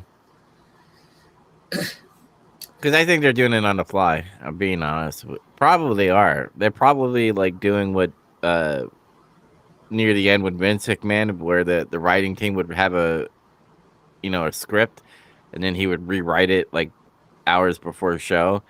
I have a feeling that's what's happening in WCW, where they have something written down or a plan, and then Hulk Hogan is like, I can't do that, brother. Not Can't do that, brother. Yep. Not gonna work for me, brother. Yep. Plus, Raw's still taped right now, so I think they can plan that stuff out better. True. Yeah, so they when they do tapings, it's like they're doing a few weeks worth of Raws wherever they're taping at. Mm-hmm. So they know everything that's going to happen. Anyway, I was like, okay, cool. We're getting Marty Jannetty versus Owen Hart. This should be pretty good. Mm-hmm. It's pretty decent for a while. You know, Marty does arm drags to Owen, and every time Owen gets arm dragged, he complains about how his hairs get pulled, which is funny. Just a classic old heel thing. Mm-hmm. Hilariously, right after Marty gets him in a chin lock, Owen pulls Marty's hair. It's like that's like complaint. He's pulling my hair. What's the first thing he does? He pulls his hair. Just great. Marty keeps the advantage for a while until Owen does like a nice looking belly suplex. Mm-hmm. And then he did an enziguri, the kick that killed Shawn Michaels. But King says he didn't get all of it because I guess he didn't, or he might have just been saying that because Marty just didn't sell it like how he probably should have. Yeah. Because I thought he hit it. I didn't look like he messed it up or anything. It looked like it connected. I think Marty his sell job was subpar. He didn't get the memo. He's stronger than Shawn Michaels. Whoa, we figured it out. Mm. It was politics. Owen keeps getting heat. He's doing moves. And then Owen's hitting some shoulder tackles in the corner. And then Marty does a knee lift to stop him. But then Owen doesn't let up. He rakes his eyes. Gut-wrench suplex. Break spot. Then we come back and Marty does a face crusher.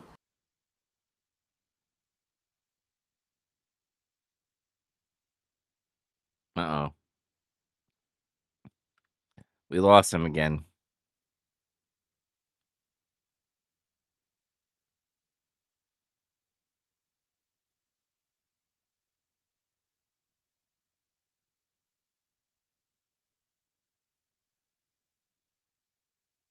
I was a very good witness to the madness that was WCW. I've got lots to say about it.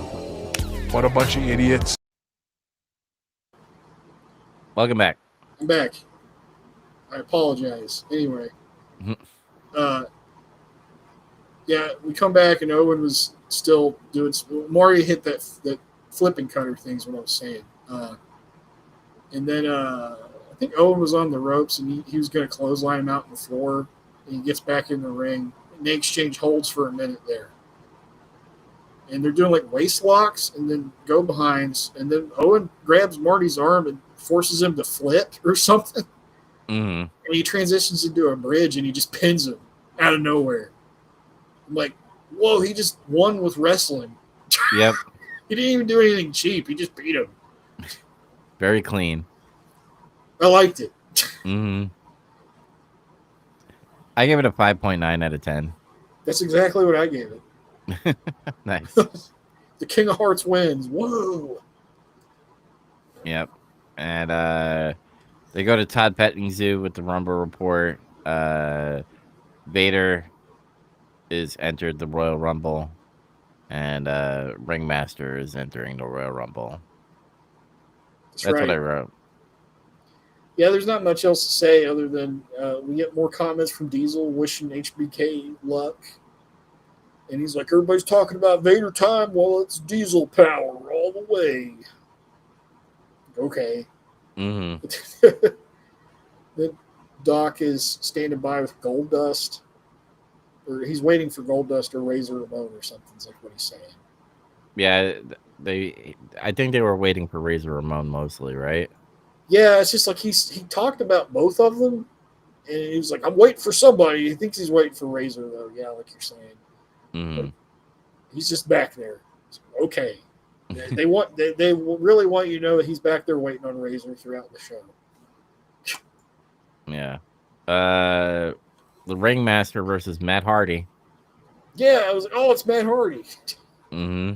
He's got short hair, and that's weird. I'm not used to seeing him with short hair. Me either. What does the HV mean that's on his ass? I have no idea. I tried to find that out. I don't couldn't find anything. I thought it was a good squash showcasing Steve Austin's abilities. Yep. You know, Matt got a little bit of shine there. He had a few little moments, but it was mostly all Austin. Yeah, Stone Cold or Austin was just like, nah, bitch, you're done. And then he got squashed. Oh, he hit him with the that $1 million dream. Yeah, he also hit the stun gun too. Yeah, he did, which I was surprised to see him bust out because I thought he'd retired it at this point, but no, I guess he was still using it. I imagine Matt Hardy's like, hey man, can you hit me with the stun gun? And it's like, okay, I guess, brother. Get ready. Okay, kid. Yeah. But pretty good squash. Indeed. This next match. Who the fuck are the Spiders? I don't know, because we came back from a commercial break and saw them lose in fucking 30 seconds. Yep. That's literally what happened. It's like, before that, there was a hype package for Shawn Michaels' return from death to the Royal Rumble. Mm-hmm. This hype package was a little more of what I was expecting rather than the sad Shawn Michaels. I think this did a better job of hyping you up for him. Yeah. But they're still doing that angle where I'm a 12-year-old boy with a dream, but I'm a 30-year-old man thing. Yep. And then, right after that, we see these two masked goobers in the ring get beat up by the smoking guns. And they're like, which spider's which? I don't know. They don't even know who they are. Mm-hmm. I was like, what the fuck? And then it just ended. I was like, okay. They hit their double team, one of their crazy double team moves, and beat them. Yeah, the Sidewinder. Can't even call that a squash because we didn't see it. It was dead. Yep. Then they did the billionaire head wrestling war room, and Vince does that weird accent, and they're like, war room. War shut. room. Yeah. This is where I recognize Vince Russo was in these because he talked more in this one, and I saw him he was more prominently featured. And I'm like, oh my god, it's him. I have nothing to say about this. I'm just like, it is what it is. I don't either. This one, there wasn't even anything that stood out about it. They were just talking about, why can't you guys buy me one of them new generation wrestlers? Or, why can't I buy the WWF? Mm-hmm. All right. Goldust gets interviewed by Vince, and I wrote, Vince was probably hard. But why? I don't know. And then Goldust just went with it. He's like, is that an extra microphone in your pants? And Jerry actually legitimately laughed. Dude, it was funny listening to him react to this. Yeah. The whole time, like Vince is trying to be serious and have like decorum for this interview and everything. Mm. And then Goldust is just like messing with him. He's like touching his face. He's like caressing him and shit. Like touching his suit. He's like, stop it. He like swats him away. Yeah, I think actually Vince was actually kind of mad at certain points. And then he's like, are you purposefully preying on the homophobia of other men in the World Wrestling Federation and the audience? And he just came out and asked. Yeah. And then that's when Goldust has the line about the microphone you said there. Mm. And he looks awkward and disgusted, like when he asks him that question. And Jerry's just laughing hysterically. He was cracking up. It was and then Goldust says he's talking about Razor. He's like, I want the bad guy more than any woman or man has wanted a human being. Mm-hmm. And Vince is just like grossed out. And Jerry Lawler is like, Goldust is here and he may be queer, but he will be the next WWF Intercontinental Champion. That's the best line ever. He called the shot right there. It was entertaining though. It was good. Like Goldust is he's hitting his stride now. Yep. They're really going in hard on this like homophobia thing right now.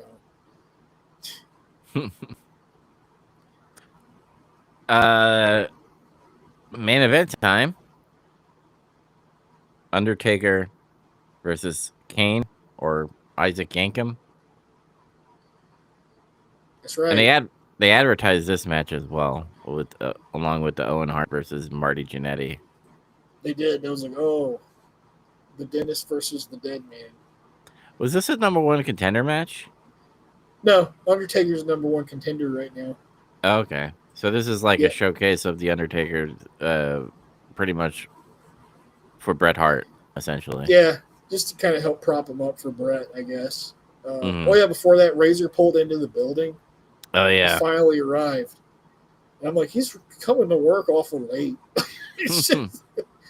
But like this whole time, Doc's like, I'm going to interview Razor Ramon, and like he finally came through the doors, and Razor says something to him. You can't hear him, and Doc's like, he's in the locker room. I was like, wow, what a great interview. He's talking about how he's going to interview Razor this whole time. Yeah, it's funny because before the match starts, though, Vince and Lawler are still talking about Goldust. And Vince says he's like a very unsettling person. Jerry Lawler says he wouldn't have a problem talking to Goldust because he's not homophobic like Vince. And I thought that was funny. But I like that Isaac Yankem was scared of The Undertaker. Yep. Like when he was coming to the ring, he jumped out of the ring. And then he was like, Lawler's like, oh man, he's scared. And then he's like, shut up, man. I gotta talk to my man here. He's like trying to motivate him and shit. I like it when people sell that they're afraid of The Undertaker. It's just like, it's fun. Mm-hmm. Even big guys that are like, well, this is a huge guy and he's imposing. Like when Yokozuna's afraid of The Undertaker, it's hilarious. Yep. But there's not much to say about this one because it's kind of like, Glenn Jacobs is still pretty early in his career right now. And he's trying real hard. He can do some stuff, but it's like he's still kind of green. So he's mostly getting guided in like these matches right now, I think. But Taker's just pounding the hell out of him, basically.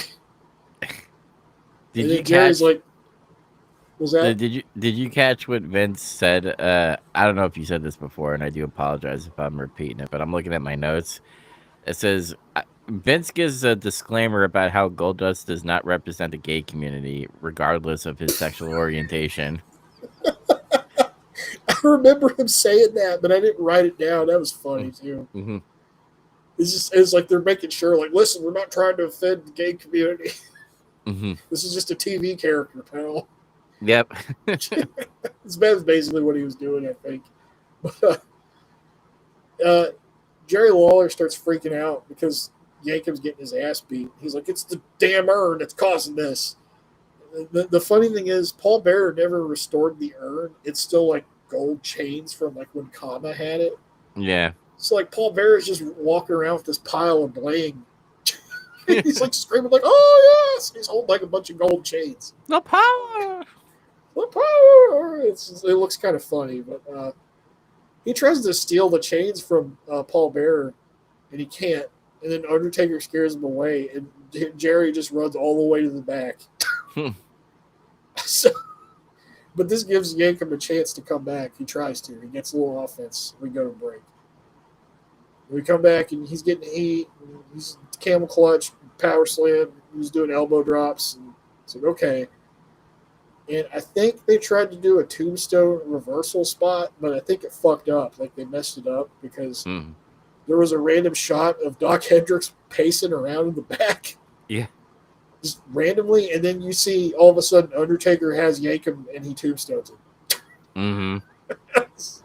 So I think where it's taped, they're like, oh, they fucked this spot up. We'll fix it in post, pal. And that's what they did. Yep.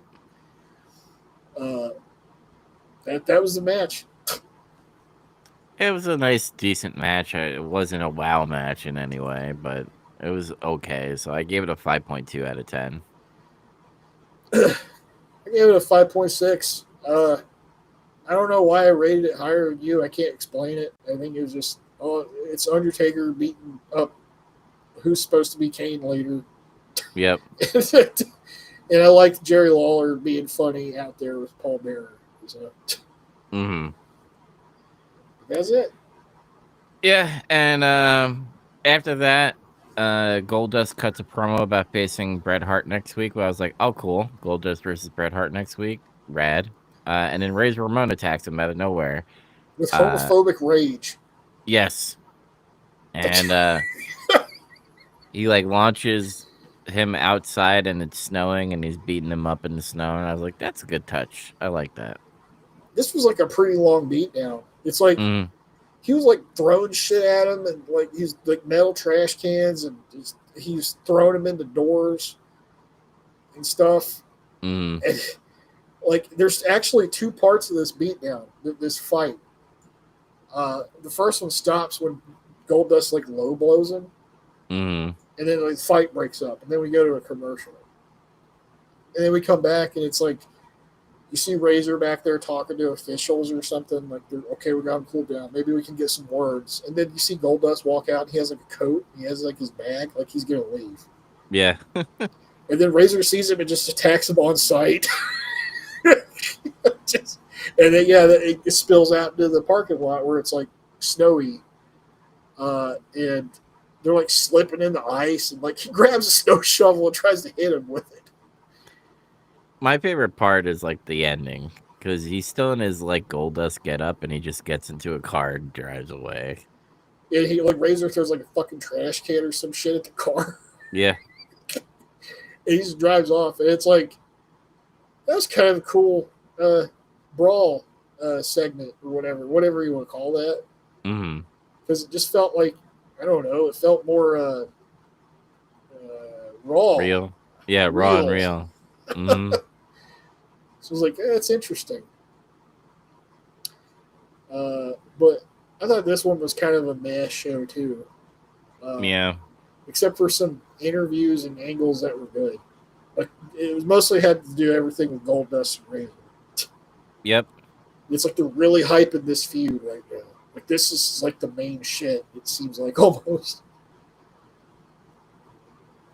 I agree, and I gave it a 5.1 out of 10.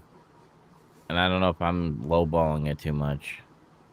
I gave it like a little bit more of a score than you. I gave it a 5.9. Oh, yeah, you're a little bit more. But I don't know. It's just, without the Razor and Goldust segments, really not that great. That's why I rated it higher, pretty much, is because of the segments. And stuff, and there's like small things like I liked the Ringmaster squash, and I liked some of what else did I like in this show really? Owen and Marty.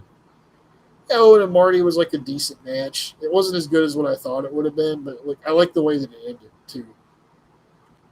A good squash with Ringmaster. Yeah, like those things helped to me. Mhm. But if the Razor Goldust overarching angle running through the show wasn't there, I don't know. It might not have been Mhm. as good. Might have been a 5.1 for Yeah, you.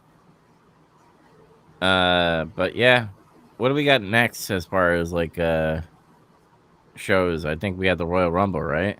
I think so. Oh yeah, the TV rating for this Raw was 2.4. Ooh, So you it- see, like Nitro got a 3.5 this week. Raw got a 2.4. yeah, that's weird. It dropped so much and they gained so much. It was kind of odd to me. Mhm. But yeah, the next up we're doing Royal Rumble and then the Nitro and Raw for this is January 21st and 22nd. All right. Well, remember to watch those, and then we will come back and we will discuss it and review it. But I think we'll end it here, guys. We talked about some Goldberg and the Seth Rollins injury because that's like big news right now. And then obviously we did these double Raws and Nitros. So if you want to catch more of getting some color, we are on the YouTube channel Big Trouble Media. I also stream my channel on Joe Dubs 35 and Twitch. Subscribe us on Big Trouble Media. But until next time, everybody, remember,